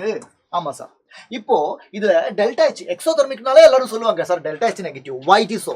because enthalpy of a reaction பசங்களா பாருங்க enthalpy of reaction delta HR, enthalpy of reaction ஓட ஃபார்முலா என்ன தெரியுமா? enthalpy of reaction ஓட formula enthalpy of the product minus enthalpy of the reactant. இதான் formula. enthalpy of the product minus enthalpy of the reactant. இதுதான் enthalpy of the reaction ஓட formula. அப்ப பாருங்க இங்க இந்த கிராஃப் வழியா enthalpy of reaction is equal to enthalpy of product minus enthalpy of reactant தானே. enthalpy of product கம்மியா இருக்கு, enthalpy of reactant அதிகமா இருக்கு. சோ இதோட வேல்யூ நெகட்டிவ் இல்லாம பாசிட்டிவா வரும். நெகட்டிவ் தான் வரும். சோ டெல்டா H நெகட்டிவா இருக்கு. கிளியர்? இப்போ இந்த கிராஃப் பாருங்க எண்டோதெர்மிக். சார் இங்க ரியாக்டன்ட் இருக்கு, இங்க ப்ராடக்ட் இருக்கு. ரியாக்டன்டோட எனர்ஜி லோவா இருக்கு, ப்ராடக்ட்டுக்கு எனர்ஜி அதிகமா இருக்கு. தட் மீன்ஸ் ரியாக்டன்ட் ப்ராடக்ட்டா கன்வெர்ட் ஆகும்போது எங்க இருந்தோ எனர்ஜி அப்சர்வ் பண்ணிருக்கேன், அதனால தான் எனர்ஜி அதிகமா இருக்கு. So here enthalpy of the reaction is equal to enthalpy of the product minus enthalpy of reactant. அது மாறாது, அது ஃபிக்ஸ்டு. ஆனா enthalpy of product இங்க ஹையா இருக்கு, enthalpy of reactant கம்மியா இருக்கு. சோ இதோட வேல்யூ கண்டிப்பா பாசிட்டிவ் வரும். சோ எண்டோதெர்மிக்னா டெல்டா H பாசிட்டிவ். இங்க எனர்ஜி என்ன பண்றாங்க? எனர்ஜி அப்சர்வ் பண்றாங்க. ரைட்டா? சோ இதுதான் enthalpy of reaction. கிளியர்? அப்ப அதோட மீனிங் புரிஞ்சதுல. சோ ஒவ்வொரு கெமிக்கல் ரியாக்ஷன்ல ஒரு enthalpy of reaction இருப்பாங்க. ஃபார் எக்ஸாம்பிள் பாருங்க, இப்போ AA plus BB gives C இப்படி ஒரு ஜெனரல் ஈக்குவேஷன் இருந்தா அதுக்கு கண்டிப்பா ஒரு என்தால்பி ஆஃப் ரியாக்ஷன் இருக்கும். என்தால்பி ஆஃப் ரியாக்ஷன் இருக்கும். அதோட வேல்யூ பிளஸ்ஸா இல்ல மைனஸா அதை பொறுத்து ரியாக்ஷன் எக்ஸோதெர்மிக்கா எண்டோதெர்மிக்னா சொல்லலாம். ஃபேவரபிள் ஆகணும்னா ஸ்பான்டேனியஸா நடக்கணும்னா இர்ரிவர்சிபிளா நடக்கணும்னா எப்படி இருக்கணும் நமக்கு தெரியும். டெல்டா H நெகட்டிவா இருக்கணும். டெல்டா H நெகட்டிவ்னா அதுக்கு என்ன அர்த்தம்? Exothermic. So exothermic reactions are favourable. ஸ்பான்டேனிட்டிக்கு சப்போர்ட்டாக இருக்கு. கரெக்டா? எந்த அளவுக்கு டெல்டா H நெகட்டிவா இருக்காங்களோ அந்த அளவுக்கு அந்த ரியாக்ஷன் இர்ரிவர்சிபிளா இருப்பேன். அந்த ரியாக்ஷன் ஃபார்வர்ட் டைரக்ஷன் நோக்கி போயிட்டே இருப்பேன். அதெல்லாம் நமக்கு தெரிஞ்ச விஷயம் தான். கிளியரா? அப்போ என்தால்பி ஆஃப் ரியாக்ஷன் ஓகே தானே? கரெக்டா? இப்போ ஸ்டாண்டர்ட் என்தால்பி ஆஃப் ரியாக்ஷன் சொல்ல அதுக்கப்புறம் நான் வந்து இங்க போகிறேன். இது என்தால்பி ஆஃப் ஃபார்மேஷனுக்கு போகிறேன். பாருங்க ஸ்டாண்டர்ட் என்தால்பி ஆஃப் ரியாக்ஷன் என்ன இங்க இருக்கு. Standard enthalpy of reaction simple பாருங்க. டெல்டா H 6 இது என்தால்பி ஆஃப் ரியாக்ஷன். ஸ்டாண்டர்ட்னா எப்பவுமே நம்ம பண்றதுதான் மேல ஒரு 0 போடுறது. பட் அதோட மீனிங் என்ன? அதோட மீனிங் வந்து enthalpy of reaction at standard condition. Enthalpy of reaction at standard condition. Temperature 298 Kelvin இருக்கணும். Pressure 1 bar இருக்கணும். Concentration 1 molar. இப்படி எல்லாம் இருந்துச்சுன்னா இந்த கண்டிஷன் எல்லாம் மெயின்டைன் பண்ணிட்டு தான் நம்ம ரியாக்ஷனை கேரி அவுட் பண்றோங்கன்னா அந்த பர்டிகுலர் ரியாக்ஷன் வந்து கிடைக்கிற enthalpy of reaction நாம standard enthalpy of reaction சொல்லலாம். Okay, clear? If you are maintaining all the conditions, then that particular reactions enthalpy of reaction is called standard enthalpy of reaction. Okay, clear? Idea புரிஞ்சுதா? and இங்க வந்து note பண்ண வேண்டிய ஒரு important விஷயம். Note standard enthalpy of பசங்களா அது வந்து நாம என்தால்பி ஃபார்மேஷனை டிஸ்கஸ் பண்ணிட்டு சொல்றேன். அதான் பெட்டர். ஓகே, இப்போ உங்களுக்கு ஸ்டாண்டர்ட் என்தால்பி ஆஃப் ரியாக்ஷன் என்னன்னு சொன்னா மட்டும் போதும். அது உங்களுக்கு clear. 298 Kelvin 1 bar 1 molar concentration. 1 molar concentration 1 bar pressure 298 Kelvin temperature. இப்போ இந்த ப்ரீவியஸ் ஸ்லைடுக்கு வாங்க. Enthalpy of formation. This is very important. இதுல வந்து நிறைய பேருக்கு டவுட் வர வாய்ப்பு இருக்கு. இம்பார்ட்டன்ட், நல்லா கவனிச்சுக்கோங்க. என்தால்பி ஆஃப் ஃபார்மேஷன் என்ன தெரியுமா? இது இங்கேயும் ஒரு கெமிக்கல் ரியாக்ஷன் இருக்கும், இங்கேயும் ஒரு கெமிக்கல் ரியாக்ஷன் இருக்கும். But difference is enthalpy of formation நம்ம சொல்லணும்னா பாருங்க, எனி கெமிக்கல் ரியாக்ஷன் அங்க வந்து ஒரு என்தால்பி ஆஃப் ரியாக்ஷன் இருக்கும். பட் என்தால்பி ஆஃப் ஃபார்மேஷன் அப்படின்னு சொல்லணும்னா அங்க சில கண்டிஷன்ஸ் இருக்கு. அந்த கண்டிஷன் என்ன தெரியுமா? ப்ராடக்ட்ல ஒரு we can say that நான் வந்து அந்த சென்டென்ஸ் எழுதுறேன்.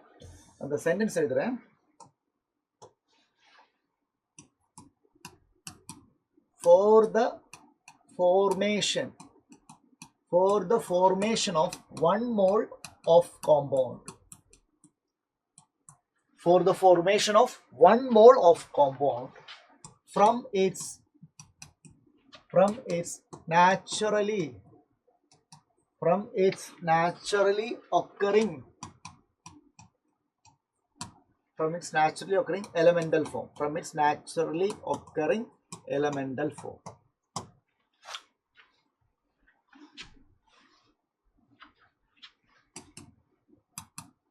In such cases,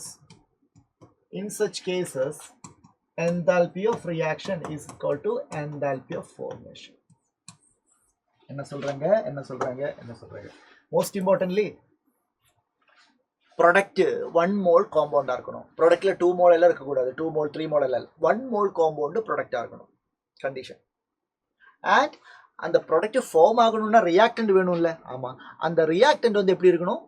எலிமெண்ட்ஸோட naturally ஆக்கரிங் form ஆகணும். காம்பவுண்டா இருக்கக்கூடாது, எலிமெண்டா இருக்கணும். எலிமெண்டா இருந்தோ மட்டும் பத்தாது, அதோட நேச்சுரலி ஆக்கரிங் ஃபார்மா வேற இருக்கணும். கன்ஃபியூசிங்கா இருக்குல்ல? கிளியரா இல்ல? வெயிட் பண்ணுங்க, இப்போ சரி பண்றேன். எக்ஸாம்பிள் சொல்றேன்.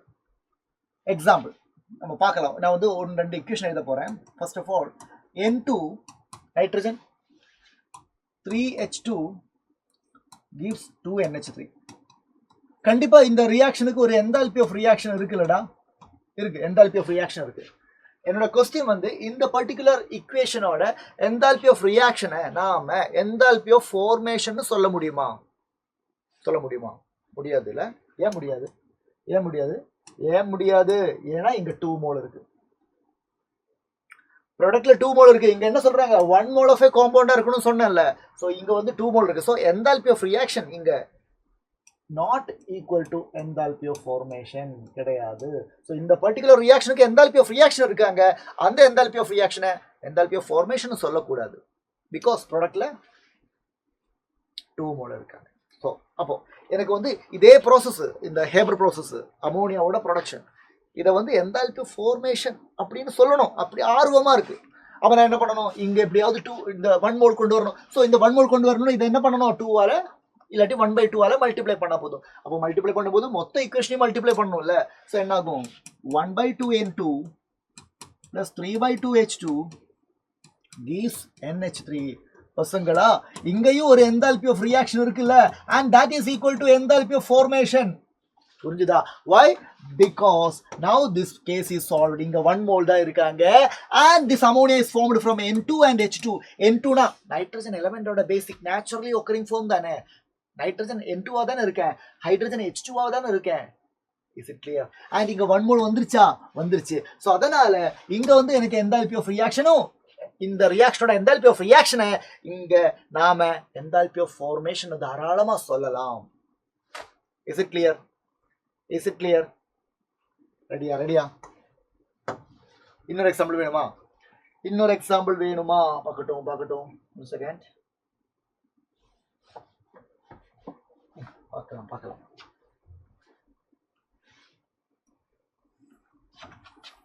பாருங்க, carbon plus half O2 gives carbon monoxide. மறுபடியும் carbon plus half O2 gives carbon monoxide. This is gas. இங்க வந்து பாத்தீங்கன்னா கார்பன் தானே. கார்பனுக்கு 2 அலோட்ரோப் இருக்கு தெரியல, டைமண்டும் இருக்கு, கிராஃபைட் இருக்கு. So this is graphite, this is diamond. Okay, இப்போ ரெண்டு ரியாக்ஷன்ல ஒரு enthalpy of reaction கண்டிப்பா இருக்கும், இங்கேயும் ஒரு enthalpy of reaction இருக்கும். My question, enthalpy of reaction enthalpy of formation ஒண்ணா, இல்ல ரெண்டு இடத்துலயுமே ஒண்ணா, இல்ல எங்கேயாவது ஒண்ணு தானே பார்க்கலாமா? பார்க்கும்போது ஒரு பிரச்சனை என்னன்னா, மெயினா அது முதல்ல ப்ராடக்ட் பாருங்க. ப்ராடக்ட் பார்த்தேன் சார், பிரச்சனை இல்லை. ப்ராடக்ட்ல 1 மோல் கார்பன் மோனாக்சைடு தான் ஃபார்ம் ஆயிருக்கு, ஸோ பிரச்சனை இல்லை. ஸோ ரியாக்டன் சைடு செக் பண்ணுங்க. ரியாக்டன் சைடு கார்பன், ஆமா கார்பன் எலிமெண்டரி ஃபார்ம் தானே. ஆக்சிஜன் அதுவும் எலிமெண்டரி ஃபார்ம் தானே. ஆனா பிரச்சனை என்ன தெரியுமா, கிராஃபைட் அண்ட் டைமண்ட்ல கிராஃபைட் தான் கார்பனோட நேச்சுரலி ஆக்கரிங் ஃபார்ம், டைமண்ட் கிடையாது. அப்போ கிராஃபைட் எடுத்தா ஓகே ஃபைன் பரவாயில்ல, enthalpy of reaction is equal to enthalpy of formation ஒத்துக்கிறேன். பட் டைமண்ட் எடுத்தா enthalpy of reaction is not equal to enthalpy of formation. Clear? Because graphite is the naturally occurring stable form of carbon. புரிஞ்சுதா?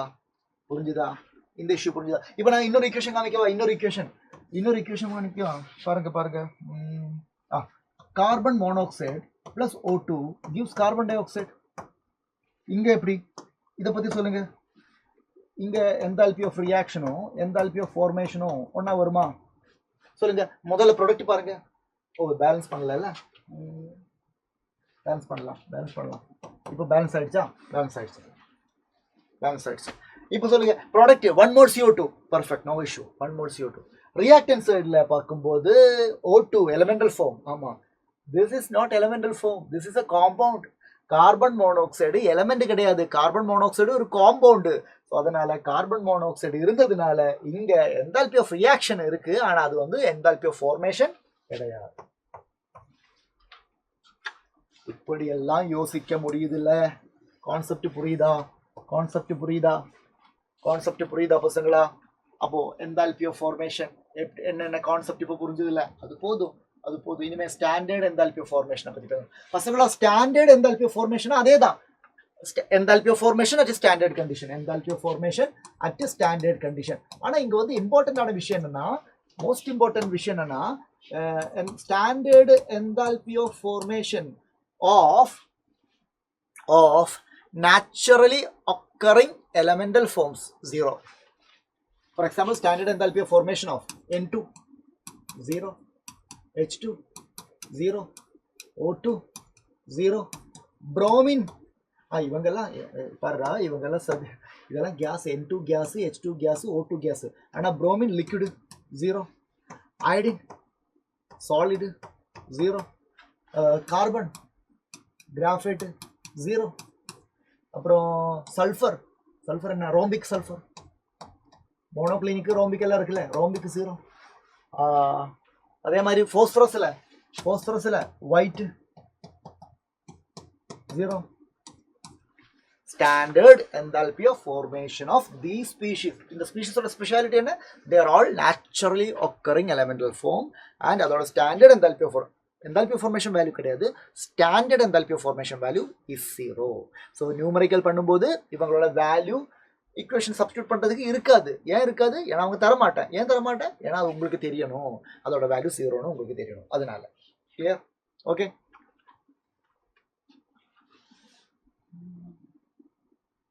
Example பார்க்கலாம். ரெண்டு example பார்க்கலாம்.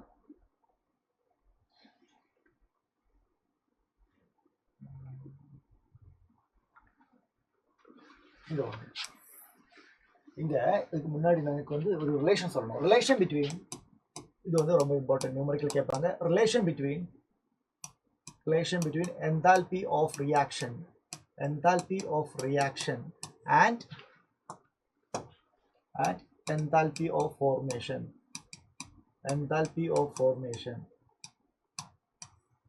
பசங்களா, ஒரு क्वेश्चनல enthalpy of formation value தந்தா அது வச்சு நீங்க enthalpy of reaction எப்படி கால்குலேட் பண்ணலாம், அதான் இது ஈக்குவேஷன். பாருங்க, enthalpy of reaction is equal to enthalpy of formation of product. முதல்ல ப்ராடக்ட்ஸ் ஒன்னு இல்ல 2-3 ப்ராடக்ட்லாம் இருக்கலாம். அந்த ப்ராடக்ட்ஸோட எல்லாம் enthalpy of formation ஓட சம் எடுத்துக்கோங்க. டோட்டல் ப்ராடக்ட்டோட enthalpy of formation minus enthalpy of formation of reactant. கிளியரா? இதை வந்து சில பேர் சம்மேஷன் எல்லாம் போட்டு இப்படி எழுதுவாங்க. enthalpy of formation of product minus enthalpy of formation of reactant. Okay, correct தானே? ஒன்றும் இல்லை, ப்ராடக்ட் சைடில் யாரெல்லாம் இருக்காங்களோ அவங்களோட எல்லாம் enthalpy of formation சம் பண்ணு. அதிலிருந்து ரியாக்டண்டோட டோட்டல் இருக்கிறவங்க எல்லாரோடையும் enthalpy of formation மைனஸ் பண்ணுங்க. அப்போ உங்களுக்கு என்ன கிடைக்கும்? enthalpy of reaction கிடைக்கும். இதே மாதிரி இப்போ ஸ்டாண்டர்ட் enthalpy of reaction அப்படின்னு போட்டிருக்கேன். ஸ்டாண்டர்ட் அப்படின்னா இதே மாதிரி தான் அங்கேயும் standard. So that is equal to enthalpy of formation, standard enthalpy of formation of product minus standard enthalpy of formation of reactant. Clear? Very very important formula. படிச்சுக்கோங்க. ரைட்டா? ஓகேவா? அப்படின்னா நம்ம மெதுவா அடுத்த செக்மெண்ட்டுக்கு போகலாமா? அண்ட் இன்னொரு விஷயம் சொல்லணும். வெயிட் பண்ணுங்க. ஒரு ஈக்குவேஷன், ஒரு ஜெனரல் ஈக்குவேஷன் நான் இங்கே எழுதுறேன்.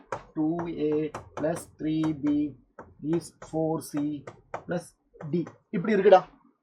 இப்போ இந்த ஈக்குவேஷன்ல a b c d எல்லாம் இருக்குல்ல, இவங்களோட எல்லாம் enthalpy of formation வேல்யூ தந்திருக்கு. சப்போஸ் வச்சுக்கோங்க enthalpy of formation value, enthalpy of formation. Okay, enthalpy of formation எல்லாரோடையும் enthalpy of formation. a ஓட enthalpy of formation, a ஓட enthalpy of formation x, b ஓட enthalpy of formation y, c ஓட enthalpy of formation z, d ஓட enthalpy of formation என்ன சொல்லலாம்? m. So ஒரு equation இருக்கு, அந்த ஈக்குவேஷன்ல இருக்கிற ரியாக்டன்ஸ் அண்ட் ப்ராடக்ட்ஸோட எல்லாம் enthalpy of formation இங்க இருக்கு. இப்போ நீங்க enthalpy of reaction எழுத போறீங்க. So enthalpy of reaction calculate பண்ணணும். எப்படி கால்குலேட் பண்ணணும்? ஃபார்முலா என்ன? enthalpy of formation of product. enthalpy of formation of product யாரு? C and D. C ஓடது Z, D ஓடது M. அது போதுமா? இல்ல, இங்க enthalpy of formation கொடுத்திருக்காங்க. enthalpy of formation is for 1 mole. so 1 moleக்கு தான் 1 mole C ஓட வேல்யூ தான் Z. இங்க எத்தனை மோல் இருக்கு? 4 இருக்குல்ல. அப்ப நீங்க என்ன பண்ணணும்? 4 into Z பிளஸ் ஒரு D 1 mole தானே, so 1 into M. அதுக்கப்புறம் okay minus enthalpy of formation of reactant.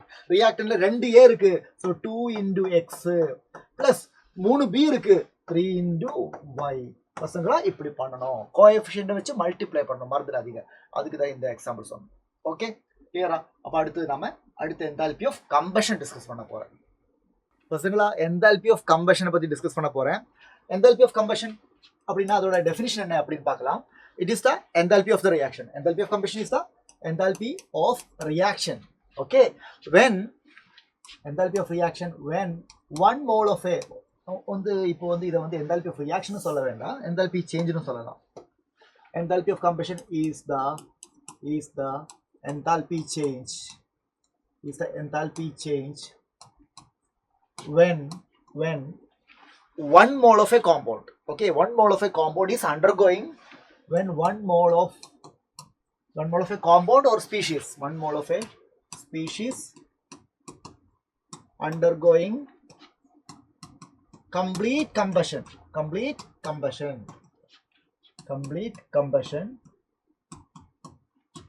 in presence of combustion நடக்கணும்னா in presence of excess oxygen வேணும்ல, in presence of excess oxygen or air. Okay, இதான் enthalpy of combustion. So what is enthalpy of combustion? Compound or species 1 mole இருக்கணும், அதை நம்ம கம்ப்ளீட்டாக combustion பண்ணுறோம். Enthalpy of ஃபார்மேஷனில் productive 1 மோலாக இருக்கணும்னு சொன்னேன்ல, என்தால்பி ஆஃப் கம்பஷனில் ரியாக்டன்ட் ஸ்பீஷீஸ் தான் 1 மோல் இருக்கணும்.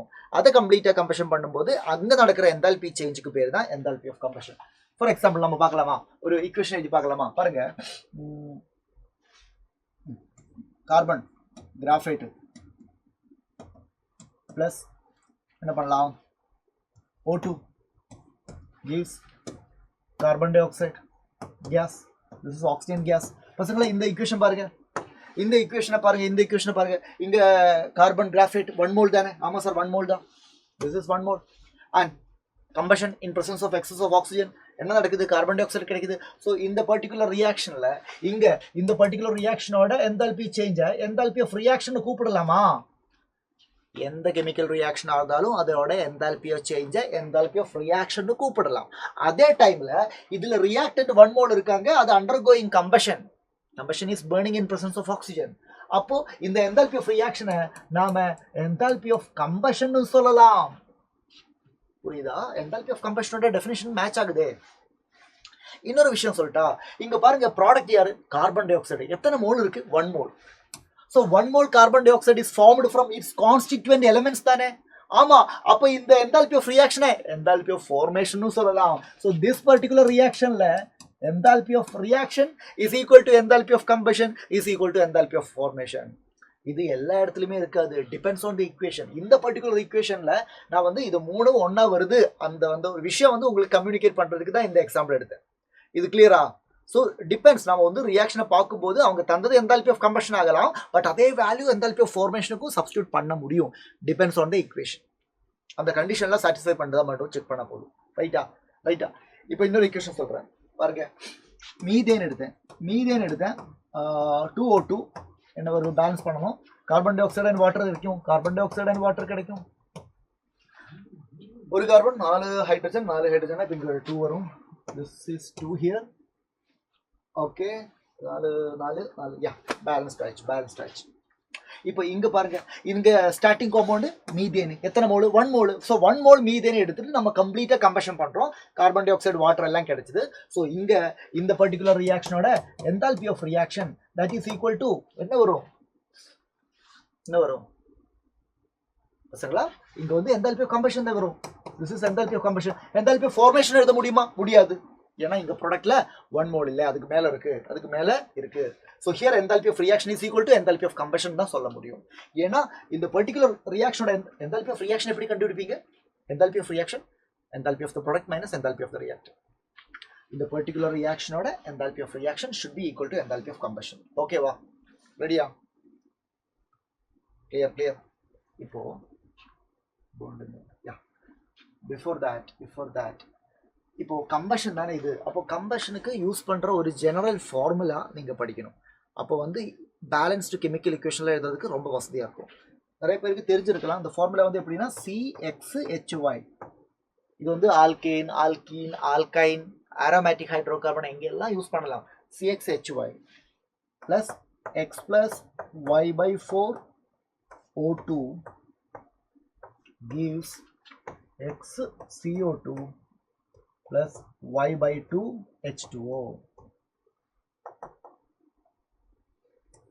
Y by 2 H2O. ஓகேவா? அண்ட் இப்போ என்தால்பி ஆஃப் ரியாக்ஷனுக்கும் என்தால்பி ஆஃப் ஃபார்மேஷனுக்கும் உங்களுக்கு ரிலேஷன் தெரியும். என்தால்பி ஆஃப் ஃபார்மேஷன் வேல்யூஸ் தந்தா enthalpy of reaction கண்டுபிடிக்கிறதுக்கு enthalpy of formation of products minus enthalpy of formation of reactor. கரெக்டா? ஆனா அதே மாதிரி இங்க படிக்கணும்ல, enthalpy of reaction கண்டுபிடிக்கணும்.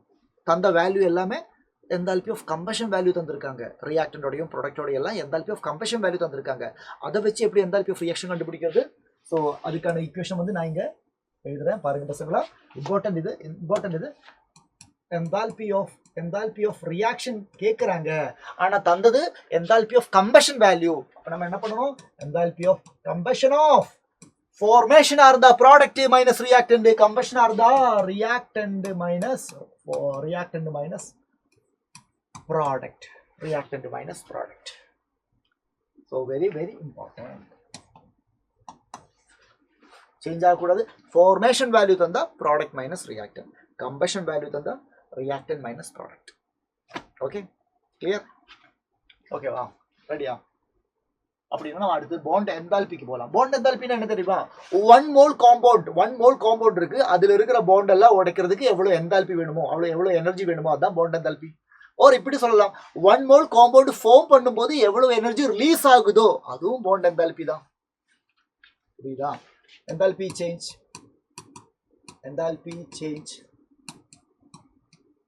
or we can say heat energy required.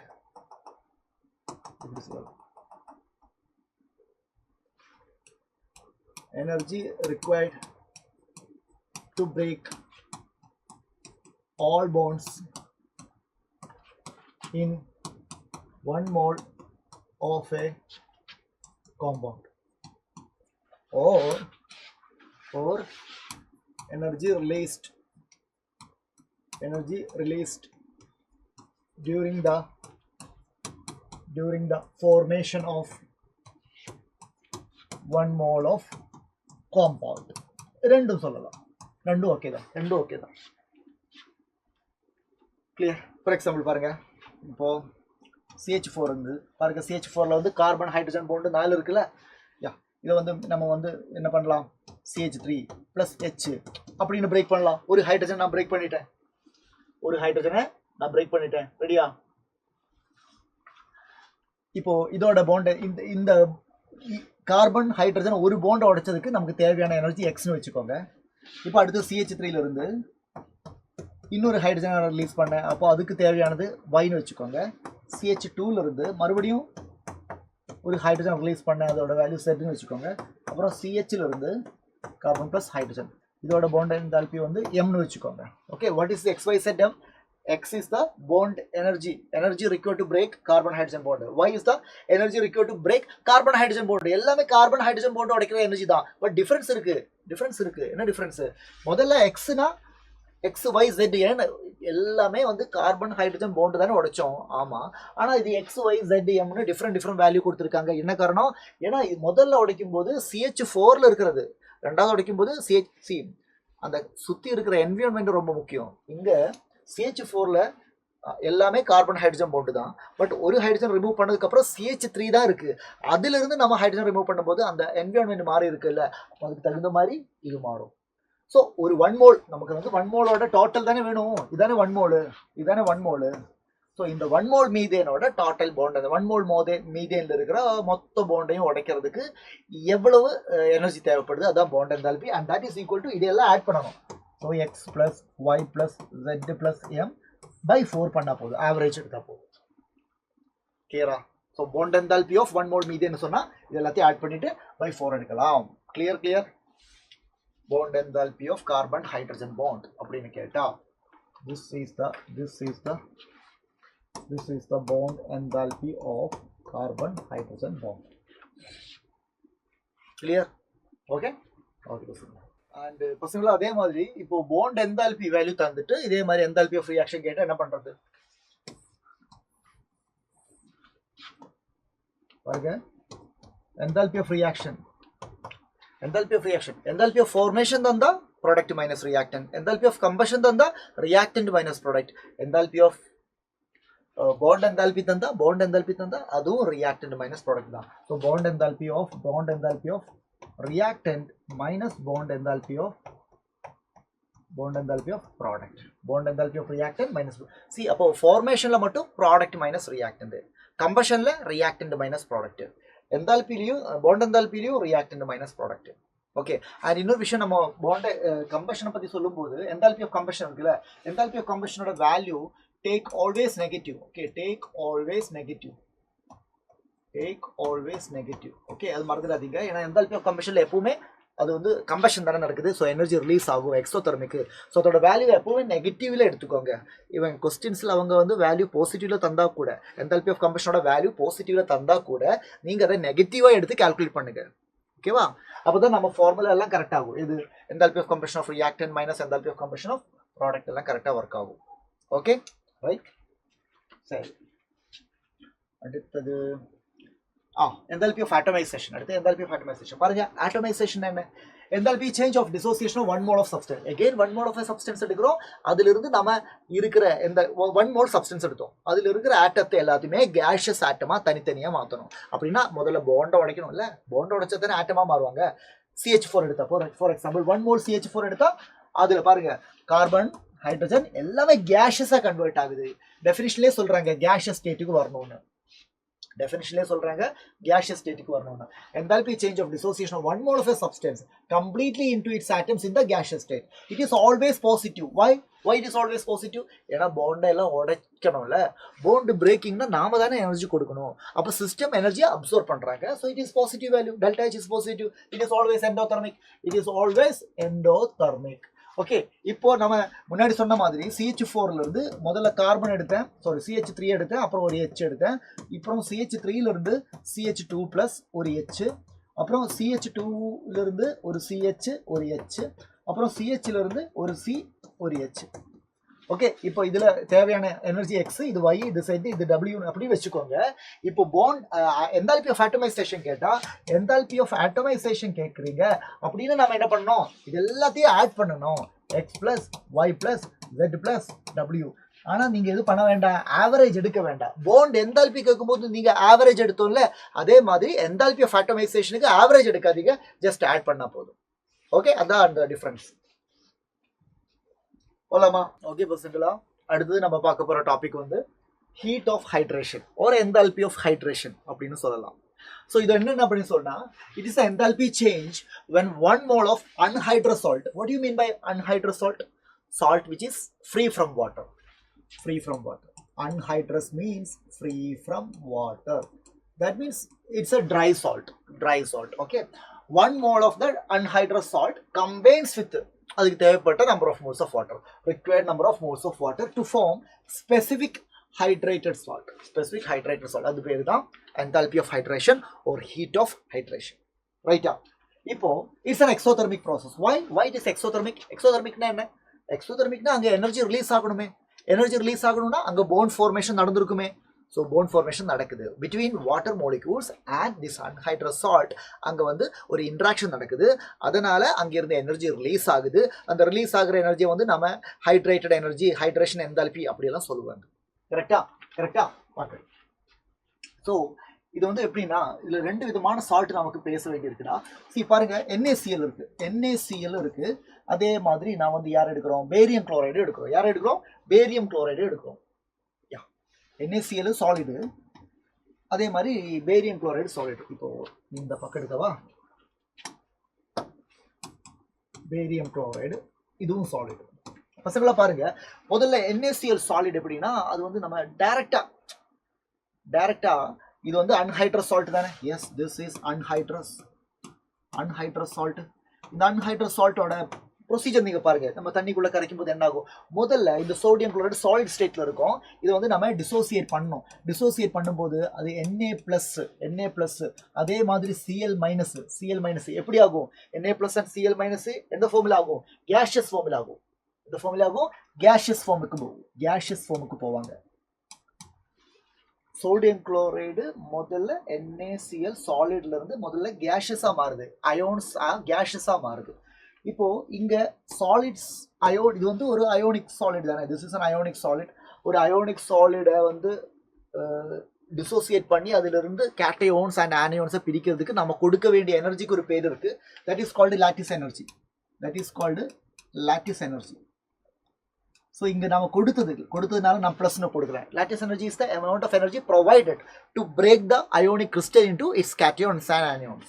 So lattice energy கொடுத்தேன். But பாருங்க இந்த இது வந்து ரெண்டு gaseous formula இருக்கும்ல, இந்த gaseous formula இருந்து இவங்களை வந்து நம்ம aqueous formக்கு கொண்டு போகணும். Na plus aqueous plus Cl minus aqueous. தண்ணிக்குள்ள கரைக்கிறோம்ல, தண்ணிக்குள்ள கரைக்கும் போது அப்ப aqueous formக்கு போகணும். கிளியரா? இப்போ இதுக்கு நாம என்ன பண்ணணும்? Na plus gaseous, Cl minus gaseous, அது வந்து தண்ணிக்குள்ள போடுறோம். அப்போ அங்க என்ன ஆகும்? இந்த cations and cations ஆகட்டும் anions ஆகட்டும் வாட்டர்ல போடும்போது, வாட்டர் பத்தி உங்களுக்கு என்ன தெரியும்? So water is பாருங்க, வாட்டர்ல டெல்டா நெகட்டிவ் இருக்கு, டெல்டா பிளஸும் இருக்கு பசங்களா. So water is dipolar. So ஒரு கேட்டியோன் போட்டாலும் அது கூட இன்டராக்ட் பண்றதுக்கு வாட்டர்ல நெகட்டிவ் பார்ட் இருக்கு, ஒரு ஆனியோன் போட்டாலும் அதுல இன்டராக்ட் பண்றதுக்கு வாட்டர்ல ஒரு கேட்டியோனும் இருக்கு. ஸோ எந்த அயோன் போட்டாலும் வாட்டர் இன்டராக்ட் பண்ணுவாங்க. Interaction means kind of attraction. அப்போ அங்கிருந்து எனர்ஜி ரிலீஸ் ஆகும், அதுக்கு பேர் தான் ஹைட்ரேஷன் எனர்ஜி. ஸோ ஃபைனலாக இந்த ஃபார்முக்கு வருது. ஸோ டேரெக்டா இப்போ நான் வந்து டேரெக்டாக இப்படி ட்ரா பண்ணேன். சோடியம் குளோரைடு சாலிடு டேரெக்டாக Na ப்ளஸ் Cl மைனஸ் அக்வஸாக மாறணும். அப்படின்னா அந்த என்தால்பி சேஞ்சுக்கு பேர் என்தால்பி ஆஃப் சொல்யூஷன். என்ன பேர்? Enthalpy of solution. பட் இது வந்து பாருங்க, இது வந்து லாட்டிஸ் எனர்ஜி. இங்க வந்து என்ன? Hydration energy. But hydration energy observe ஆகுதா ரிலீஸ் ஆகுதா? கேட்டியோன்ஸ் எனர்ஜி தண்ணியில போடுறோம், அப்போ அங்கே இன்ட்ராக்ஷன் நடக்குது, அப்போ எனர்ஜி ரிலீஸ் ஆகுது. ஸோ ஹைட்ரேஷன் எனர்ஜி நெகட்டிவாக இருப்பேன். நீங்க ஹெஸ்ஸஸ் லோன்னு கேள்விப்பட்டிருக்கீங்களா? Hess's law of constant heat summation.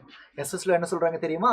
The total enthalpy change will remain constant, will remain same whether the reaction occurs in single step or in several steps. So sodium chloride solid direct enthalpy of solution அந்த சேஞ்சும் இங்க வந்து first lattice energy எடுத்து அயோன்ஸா மாறி அப்புறம் hydration energy, இந்த ரெண்டு step நடக்குதுல்ல. இங்க இது வந்து step 1, this is 1, this is step 2, and இது வந்து சிங்கிள் ஸ்டெப்ல. So according to Hess's law நாம இங்க என்ன எழுதலாம்?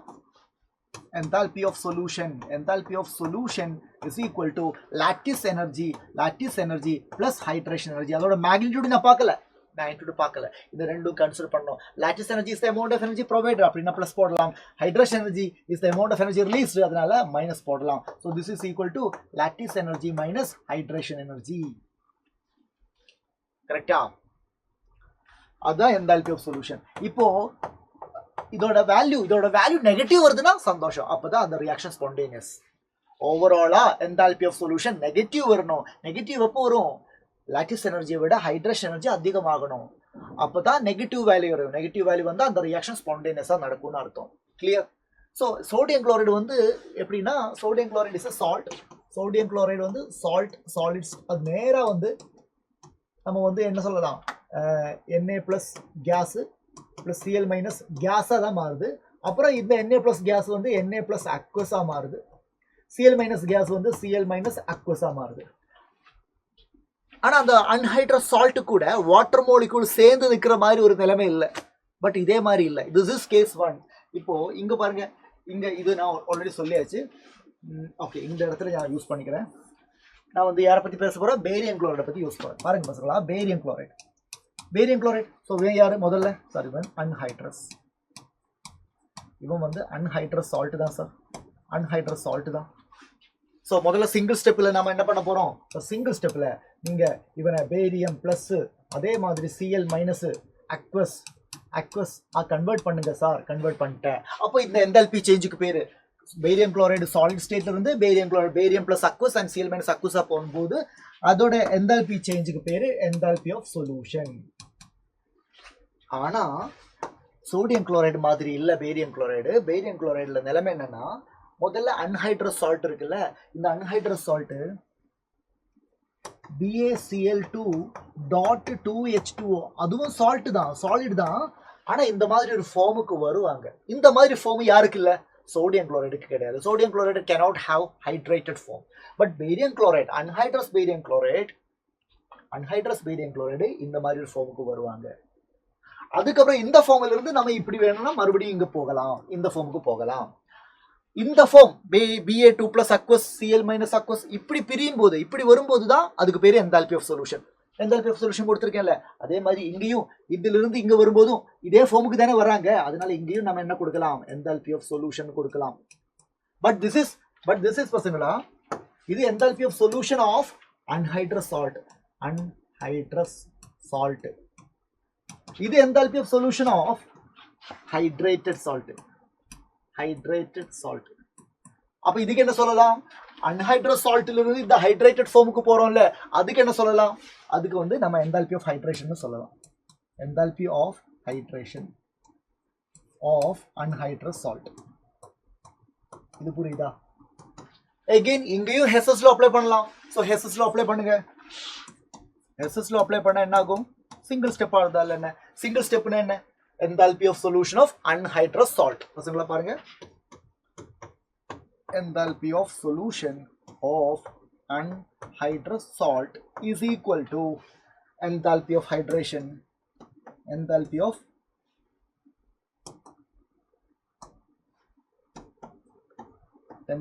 of solution of anhydrous salt is equal to enthalpy of hydration of anhydrous salt plus அடுத்தது என்ன enthalpy of solution of hydrated salt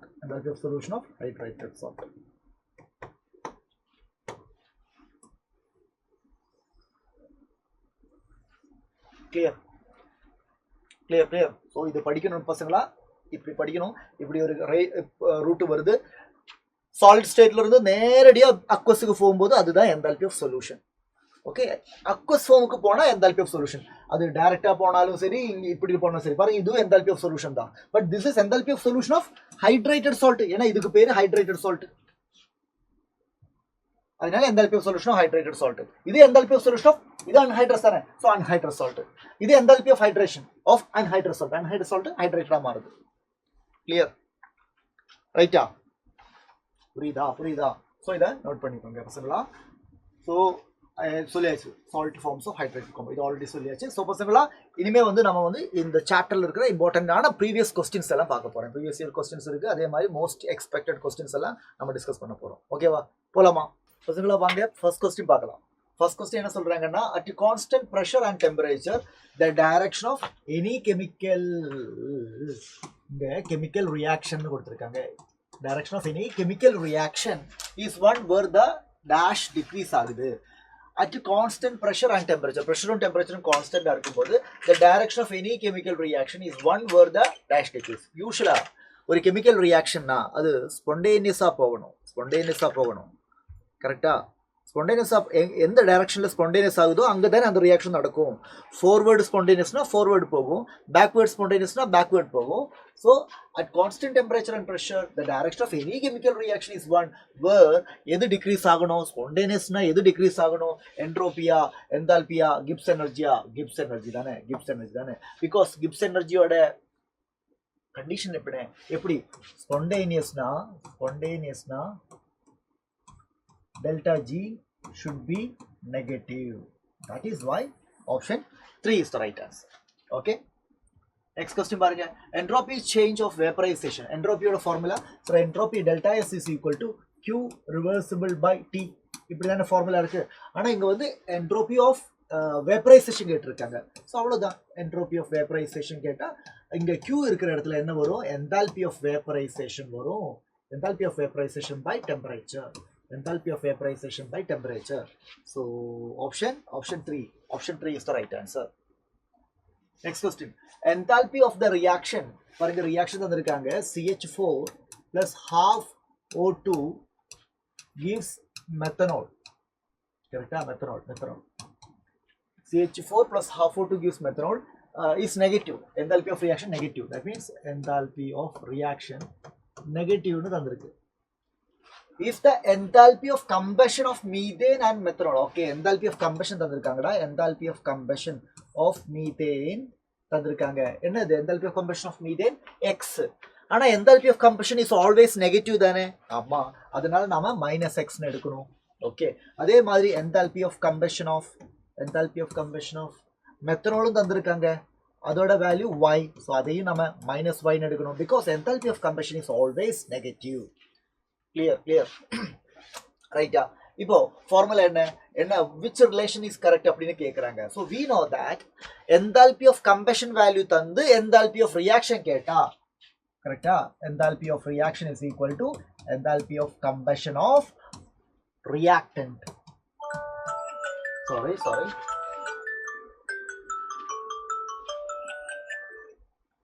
Enthalpy of combustion of reactant minus enthalpy of combustion of product. This is formula. So enthalpy of reaction negative. So this negative, that is equal to, so this negative term da kedikudhu, value negative da kedikudhu. Enthalpy of combustion of reactant. Yaar reactant? Sir, O2 irukku, methane irukku. O2 vendanda, O2 venda. Methane thana paakrom. Methane thane. Methane. Enthalpy of combustion of reactant methane. சொல்லுங்க methane oda enthalpy of combustion value தந்திருக்கே minus x enthalpy of combustion of product யாரு methanol அப்ப அதோட value minus y. So minus y. So this is minus of minus y and this is x. So y minus x negative வருது அப்படினா என்ன அர்த்தம்? y minus x negative வருதுனா y x விட lower value னு அர்த்தம்.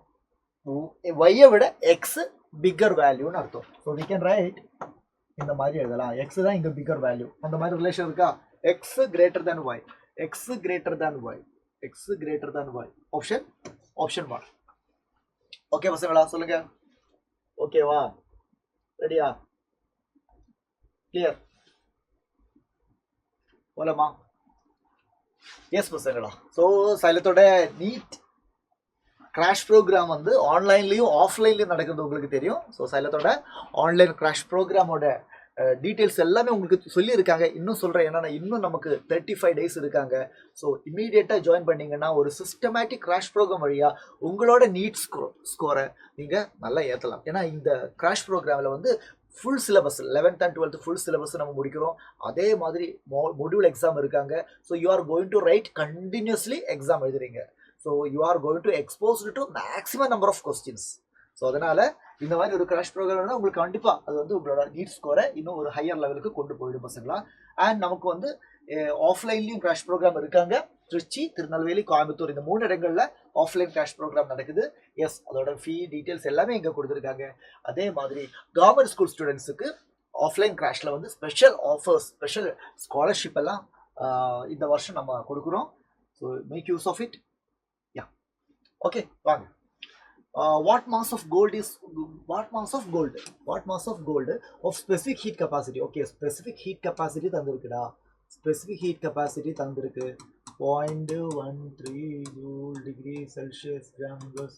Okay, can be heated through 25 degrees Celsius. T1 25 degrees Celsius, T2 500 degrees Celsius temperature when supplied with the amount of energy. That means Q is equal to 2137.5 joule. என்ன கேக்குறாங்க? Mass of the mass கேக்குறாங்க. So specific heat கெப்பாசிட்டியோட formula என்ன? Specific heat கெப்பாசிட்டியோட formula is equal to Q divided by M delta T தானே? ஆமாம், அது நமக்கு M தானே வேணும். ஆமாம், அப்போ M எடுத்தா Q டிவைடட் பை M இங்கே வரும். Q divided by specific heat capacity into delta T. So Q is equal to Qயோட வேல்யூ எவ்வளவு? 2137.5 whole divided by specific heat capacity எவ்வளவு? 0.13 into delta T பாருங்க, T1 25, T2 500. அப்போ delta T வந்து 475 வரும். Unit எல்லாம் சேஞ்ச் பண்ண வேண்டாம், ஏன்னா எல்லாமே வந்து டிகிரி செல்சியஸ் தானே கொடுத்துருக்காங்க. யூனிட் சேஞ்ச் பண்ண தேவையில்லை. ஓகே, டெல்டா டி தானே சேஞ்ச் தானே. ஸோ அது கேள்விக்கு கொண்டு போய் அப்படிலாம் பண்ண தேவையில்லை. You have to just solve this. இது சால்வ் பண்ணால் உங்களுக்கு ஆன்சர் கிடைக்கும். சால்வ் பண்ணும்போது நமக்கு கிடைக்கிற ஆன்சர் வந்து 34.6. So option 1 is right answer. Okay, clear. Okay பசங்களா. Next, the entropy change can be calculated by using the expression. Okay, correct. நமக்கு தெரிஞ்ச ஈக்குவேஷன் தான். Delta S = Q reversible by T. when water freeze ஆகுது அப்படின்னா liquid ஸ்டேட்ல இருந்து அது solid ஸ்டேட்டா மாறுது அப்படின்னா அங்க இருக்கிற மாலிக்யூல்ஸோட என்ட்ரோபி குறையுது, சிஸ்டத்தோட என்ட்ரோபி குறையுது. So entropy of system decreases. Entropy of system increases. தப்பு. Entropy of system decreases. Okay. Entropy of system decreases. Okay. That's correct. So option 2 வந்து eliminate பண்ணிட்டேன். Choose the correct statement among the following. சிஸ்டத்தோட entropy குறையுது, ஆனா சுத்தி இருக்கிற entropy பெண்ணாகும் கூடும். ஏன்னா டோட்டல் என்ட்ரோபி எப்பவுமே இன்க்ரீஸ் தானே, எப்பவுமே இன்க்ரீஸ் தானே. Delta S plus system plus delta S surroundings is always greater than 0. It is always positive. So சிஸ்டத்தோட என்ட்ரோபி குறையுதுன்னா அது சுத்தி இருக்கிற என்ட்ரோபி அது கூடும்னு அர்த்தம். அப்போ entropy of system decreases and entropy of the surrounding increases. Option 3 is the right answer. Okay, clear? Ready? Next, 1 mole of an ideal monatomic gas is mixed with 1 mole of an ideal diatomic gas. The molar specific heat of the mixture at constant volume. First of all, 1 mole molar specific heat oda formula parunga CV, molar specific heat. Molar specific heat 3/2 R. This is for 1 mole. 1 mole monatomic. 1 mole monatomic. இதே மாதிரி 5/2 R தான் யாருக்கு வரும்? for 1 mole of the diatomic. 1 mole diatomic. இது ரெண்டையும் நம்ம என்ன பண்றோம்? மிக்ஸ் பண்றோம். ஸோ அந்த மிக்சரோட ஸ்பெசிஃபிக் மோலார் ஸ்பெசிஃபிக் ஹீட் கேட்குறாங்க மிக்சரோட. So molar specific heat of மிக்சர்னு கேட்டது ரெண்டையும் ஆட் பண்ண போதும், ஆவரேஜ் எடுத்தால் போதும். 3/2 R ப்ளஸ் 5/2 R, இதை ரெண்டையும் நீங்கள் பை ஹார்ட்டாக படிச்சுக்கோங்க. 3/2 R plus 5/2 R divided by 2. So என்ன ஆகும்? எல்சிஎம் எடுத்து பாருங்க. அப்போ இங்கே 8/2 வரும். 8/2 6 டிவைடட் பை 2 வரும். So this is 4R/2. So this is 2R and ஆரோட வேல்யூ கேலரியில் சொல்லும்போது 2 தானே. So 2 into 2. So the answer is 4 calorie. Answer is 4 calorie. Option 1 is the right answer. Okay, clear? Right, yeah. Okay. Okay. Next, the molar heat capacity formula. Q by molar heat capacity. Q by N delta T. Q by N delta T molar heat capacity. The molar heat capacity of water at constant pressure is 84 joule Kelvin inverse mole inverse when 1 kilojoule of heat is applied. So Q தந்திருக்காங்க 1 kilojoule, that is means 1000 joule. So Q is given 100 gram of water.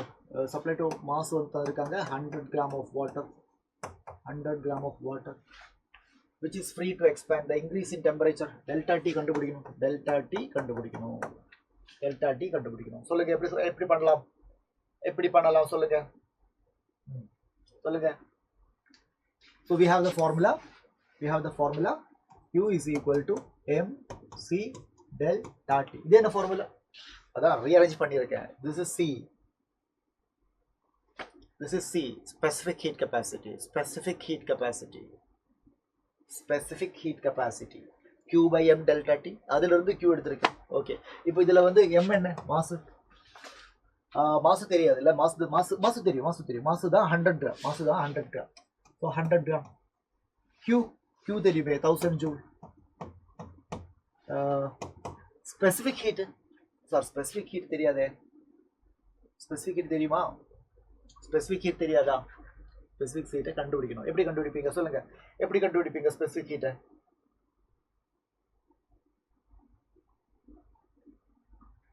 Specific ஹீட்னா என்ன? Specific ஹீட்டோட definition தான் என்ன சொல்லுங்க. கொஸ்டின்ல molar heat capacity தந்திருக்காங்க. Cm is given. This is 84. இதோட meaning என்ன? Molar heat கெப்பாசிட்டினா என்ன? ஒரு மோல் சப்ஸ்டன்ஸோட டெம்பரேச்சர் 1 டிகிரி செல்சியஸ் இன்க்ரீஸ் பண்றதுக்கு தேவையான ஹீட். கரெக்டா? ஆனா நமக்கு இங்க வேண்டது, இங்க வந்து ஸ்பெசிஃபிக் ஹீட் வேணும். இந்த ஃபார்முலால தேவை ஸ்பெசிஃபிக் ஹீட். ஸ்பெசிஃபிக் ஹீட்னா என்ன? ஒரு மோல் சப்ஸ்டன்ஸ்ல ஒரு கிராம் சப்ஸ்டன்ஸோட ஹீட் டெம்பரேச்சர் 1 டிகிரி இன்க்ரீஸ் ஆகிறதுக்கு தேவையான ஹீட் தான் specific heat. So this is molar. This is for 1 mole. So நம்ம சொல்லலாம் ஃபார் 1 மோல் 84. ஒரு மோலுக்கு 84. யாரு? வாட்டர் தானே. வாட்டரோட 1 மோல்னா எத்தனை கிராம்? ஒரு மோல் வாட்டர்னா 18 கிராம் தானே. So for 18 gram 84. 18 கிராமுக்கு 84. அப்படின்னா 1 கிராமுக்கு எவ்வளவு? For 1 gram it is 84 divided by 18. 1 gram substance oda heat, 1 gram substance oda temperature 1 degree ஏத்துறதுக்கு தேவையான heat தானே specific heat, and that is 84 by 18. clear ஆ? அப்ப இங்க நம்ம 84 divided by 18 கொடுக்கலாம் into delta T. நமக்கு தேவை என்ன? increase in temperature, delta T தான் தேவை. so delta T is equal to என்ன பண்ணலாம்? 1000 into 18 divided by 100 into 84. இதை solve பண்ணா போதும். இதை solve பண்ணலாம்ல? solve பண்ணுங்க. அதை solve பண்ணா உங்களுக்கு ஆன்சர் கிடைக்கும். the answer is option 2. 2.1 Kelvin வரும். 2.1 Kelvin வரும். clear அவங்க மோலார் ஹீட் கெபாசிட்டி தந்திருக்காங்க. மோலார் ஹீட் கெபாசிட்டினா for 1 mole, அதுல இருந்து நம்ம 1 கிராமுக்கு கண்டுபிடிச்சோம். அப்போ அது ஸ்பெசிபிக் ஹீட் கெபாசிட்டி ஆயிட்டு and அந்த ஃபார்முலா யூஸ் பண்ணேன். இந்த ஃபார்முலா தானே இது எங்க இருந்து வந்தது? இது வந்தது specific heat capacity is equal to Q divided by M into delta T. அதை ரீஅரேஞ்ச் பண்ணி தான் இந்த ஃபார்முலாக்கு கொண்டு வந்திருக்கேன். ஓகேவா? கிளியர்? சொல்லுங்க. ரெடி? நெக்ஸ்ட் பார்க்கலாமா? The standard enthalpy of formation of ammonia is minus 71.9 kilojoules per mole. The amount of heat required to decompose 26 gram of ammonia into its element. பார்க்கலாமா? என்ன தந்திருக்காங்க? Standard enthalpy of formation of ammonia தந்திருக்காங்க. Standard enthalpy of formation என்ன? Enthalpy of formation 1 mole ammonia produce ஆகணும் from its constituent element. So நம்ம அந்த equation எழுதி பார்த்தா N2 plus 3H2 gives 2NH3. அப்போ அது வராது. ஏன்னா என்தால்பி ஃபார்மேஷன்ல 1 mole தான் வரணும். ஸோ இங்க NH3 தான் இருக்கணும். அப்படின்னா இங்க 3/2 H2 இருக்கும், இங்க 1/2 N2 இருக்கும். So 1/2 N2 plus 3/2 H2 gives 1 mole ammonia. அதோட என்தால்பி ஆஃப் ரியாக்ஷனை தான் நாம என்ன சொல்றோம்? என்தால்பி ஆஃப் ஃபார்மேஷன் சொல்றோம். Standard enthalpy of formation of ammonia. Standard enthalpy of reaction is equal to standard enthalpy of formation of ammonia is equal to minus 71.9 kilojoules per mole. சொல்றாங்க. The amount of heat required to decompose. ஆனா கேட்டது இல்ல. கேட்டது என்ன தெரியுமா? அமோனியாவை எடுக்கணும், decompose பண்ணணும். அமோனியாவை எடுத்து டீகம்போஸ் பண்ணா என்ன கிடைக்கும்? சார் அமோனியா எடுத்து டீகம்போஸ் பண்ணா நைட்ரஜன் அண்ட் ஹைட்ரஜன் தான் கிடைக்கும். எத்தனை gram ammonia? 26 gram ammonia. 26 gram அமோனியாவை எடுத்து டீகம்போஸ் பண்ணணும். இங்க நமக்கு 1 மோல் அமோனியா ஃபார்ம் ஆகுறதுக்கு நல்லா பாருங்க, 1 மோல் அமோனியா ஃபார்ம் ஆகும்போது எவ்வளவு எனர்ஜி ரிலீஸ் ஆகுதா அது தெரியும். minus 71.9 அவ்வளவு ரிலீஸ் ஆகுது. 71.9 ரிலீஸ் ஆகுது. இங்க கேட்டது அமோனியாவை டீகம்போஸ் பண்ணணும். ஸோ ஒரு ஃபார்மேஷனோட டேட்டா தந்திருக்கேன், டீகம்போசிஷனோட வேல்யூ கேட்குறாங்க. இதுக்கு என்ன சம்மந்தம் இருக்கா? இருக்கு. ஃபார்மேஷனுக்கு நேராக ஆப்போசிட் தான் டீகம்போசிஷன். கிளியரா பசங்களா? இங்க 26 கிராம் சொல்லியிருக்காங்க. நல்லா பாருங்க. நான் சொல்ற பாயிண்ட், ஃபர்ஸ்ட் பாயிண்ட் என்ன தெரியுமா? இம்பார்ட்டன்டான point. Decomposition is the reverse of formation. கரெக்டா? ஃபார்ம் ஆகுது, டீகம்போஸ் ஆகுது, ரிவர்ஸ் தான். ஆனா 1 mole அமோனியா, சோ நமக்கு என்ன தெரியும்? for formation 1 mole NH3 minus 71.9. அப்படின்னா for decomposition 1 mole NH3 அது plus 71.9. கரெக்டா? என்ன ரிவர்ஸ் தானே? சோ சைன் மாத்தி போட்டேன். 1 mole ஃபார்ம் ஆகும்போது minus 71.9 டெல்டா H ஓட வேல்யூ இருந்தா 1 மோல் டீகம்போஸ் ஆகுறதுக்கு plus 71.9 தானே அதோட வேல்யூ இருக்கும். ஆனா டீகம்போஸ் ஆகுறது 1 மோல்னு நமக்கு தெரியாது. நமக்கு தெரிஞ்சது 26 கிராம் ஆஃப் அமோனியா தானே. ஸோ நம்ம என்ன பண்ணணும்? 1 மோல் டீகம்போஸோட வேல்யூ கிடைச்சதா? இப்போ 26 கிராமுக்கு வேணுமா? அப்போ என்ன பண்ணலாம்? 26 கிராம மோலா கன்வெர்ட் பண்ணி பாருங்க. ஃபார் 1 மோல் அமோனியானா எவ்வளவு கிராம்டா? 1 மோல் பாருங்க. for decomposing 1 mole அமோனியாவை கிராமா கன்வெர்ட் பண்ணுங்க. 17 gram. for decomposing 17 gram ammonia. அதோட வேல்யூ plus 71.9. அப்படின்னா for 1 கிராம் அமோனியா எவ்வளவு வரும்? சார் 71.9 டிவைடட் பை 17 வரும் சார். அப்படின்னா 26 கிராம் அமோனியா எவ்வளோ வரும்டா? 26 கிராம் அமோனியா எவ்வளோ வரும்டா? தெரியுதா பசங்களா? 26 கிராம் அமோனியா எவ்வளோ வரும்? ஸோ அது வந்து இங்கே எழுதுறேன். That is 71.9 divided by 17 into 26 வரும். ஓகே, கால்குலேஷன் ஈஸியாக இருக்குது. You can just round it off. 72 into 26 by 17. இதை சால்வ் பண்ணால் உங்களுக்கு ஆன்சர் கிடைக்க போகுது. ஓகே, ஸோ அதை எந்த ஆப்ஷனை செக் பண்ணி பாருங்க. கிளியர்? ஓகேவா? சரிங்களா? So that's it. நம்ம தெர்மோடைனமிக்ஸ் சாப்டர் நம்ம இங்கே முடிச்சிட்டோம். அதோட ஒரு ஒன் ஷாட் மாதிரி ஒரு கொஞ்சம் கொஸ்டின்ஸும் இம்பார்ட்டண்டான கொஸ்டின்ஸும் டிஸ்கஸ் பண்ணியிருக்கோம்.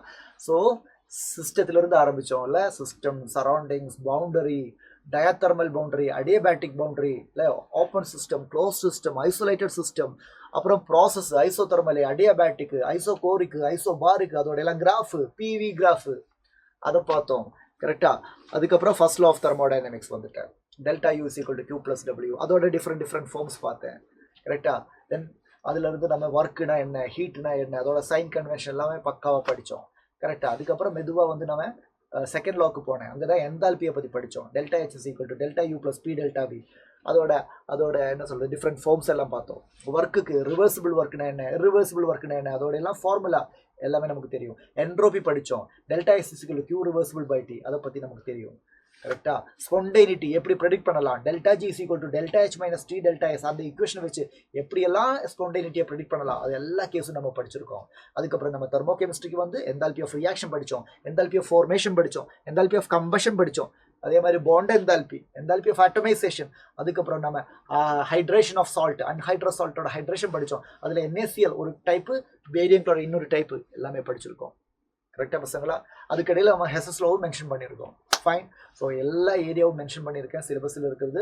ஸோ இந்த வீடியோவை கண்டிப்பாக நீங்கள் வந்து ப்ராப்பராக பாருங்கள் அண்ட் கான்செப்டை புரியுங்க. ஓகே, பைஹார்ட் பண்ணாதீங்க. பைஹார்ட் பண்ண இந்த சாப்டர் ரொம்ப ட்ரை ஆகிடும். பைஹார்ட் பண்ணாமல் அண்டர்ஸ்டாண்ட் பண்ணுங்கள். இந்த கான்செப்ட் எல்லாம் அண்டர்ஸ்டாண்ட் பண்ணதுக்கப்புறம் நீங்கள் கொஸ்டின் ப்ராக்டிஸ் மட்டும் எக்ஸ்ட்ராவாக பண்ணி பார்த்தீங்கன்னா yes, that is enough. Okay பசங்களா? ஸோ நம்மளோட ஒன் ஷாட் சீரிஸ் எல்லாம் ஆல்மோஸ்ட் இங்கே முடிய போகுது. நம்ம வந்து April 1 இருந்து PYQ செஷன் நம்ம சேனலில் ஆரம்பிக்க போகுது. ஓகே, எல்லா சப்ஜெக்டோடையும் PYQs, அதில் வந்து நம்ம லாஸ்ட் ஒரு 5-10 இயர்ஸோட PYQs எல்லாம் எடுத்துகிட்டு வந்து ஸோ மொத்த சிலபஸையும் கவர் பண்ணுற மாதிரி மோஸ்ட் எக்ஸ்பெக்டட் கொஸ்டின்ஸ் உங்களுக்கு தர்ற மாதிரி ப்ரிப்பேர் பண்ணுறாங்க. அதை வந்து சார்ட் அவுட் பண்ணுறாங்க. ஸோ அதுக்கு செஷன் எடுக்கிறதுக்கு முன்னாடி அதில் வந்து நிறைய வேலை இருக்குது. அதெல்லாம் இப்போ ரெடி பண்ணிட்டு இருக்கோம். April 1 இருந்து நம்ம அந்த சீரிஸ் ஆரம்பிக்கிறோம். அண்ட் 1 மந்தில் வந்து நம்ம மோஸ்ட் நம்பர் ஆஃப் கொஸ்டின்ஸ் எல்லாம் சால்வ் பண்ணி கான்ஃபிடென்ட்டாக எக்ஸாமுக்கு போவேன், சூப்பராக எழுதுவேன். ஓகேவா? So that's it. All the best. Thank you. Bye. Take care.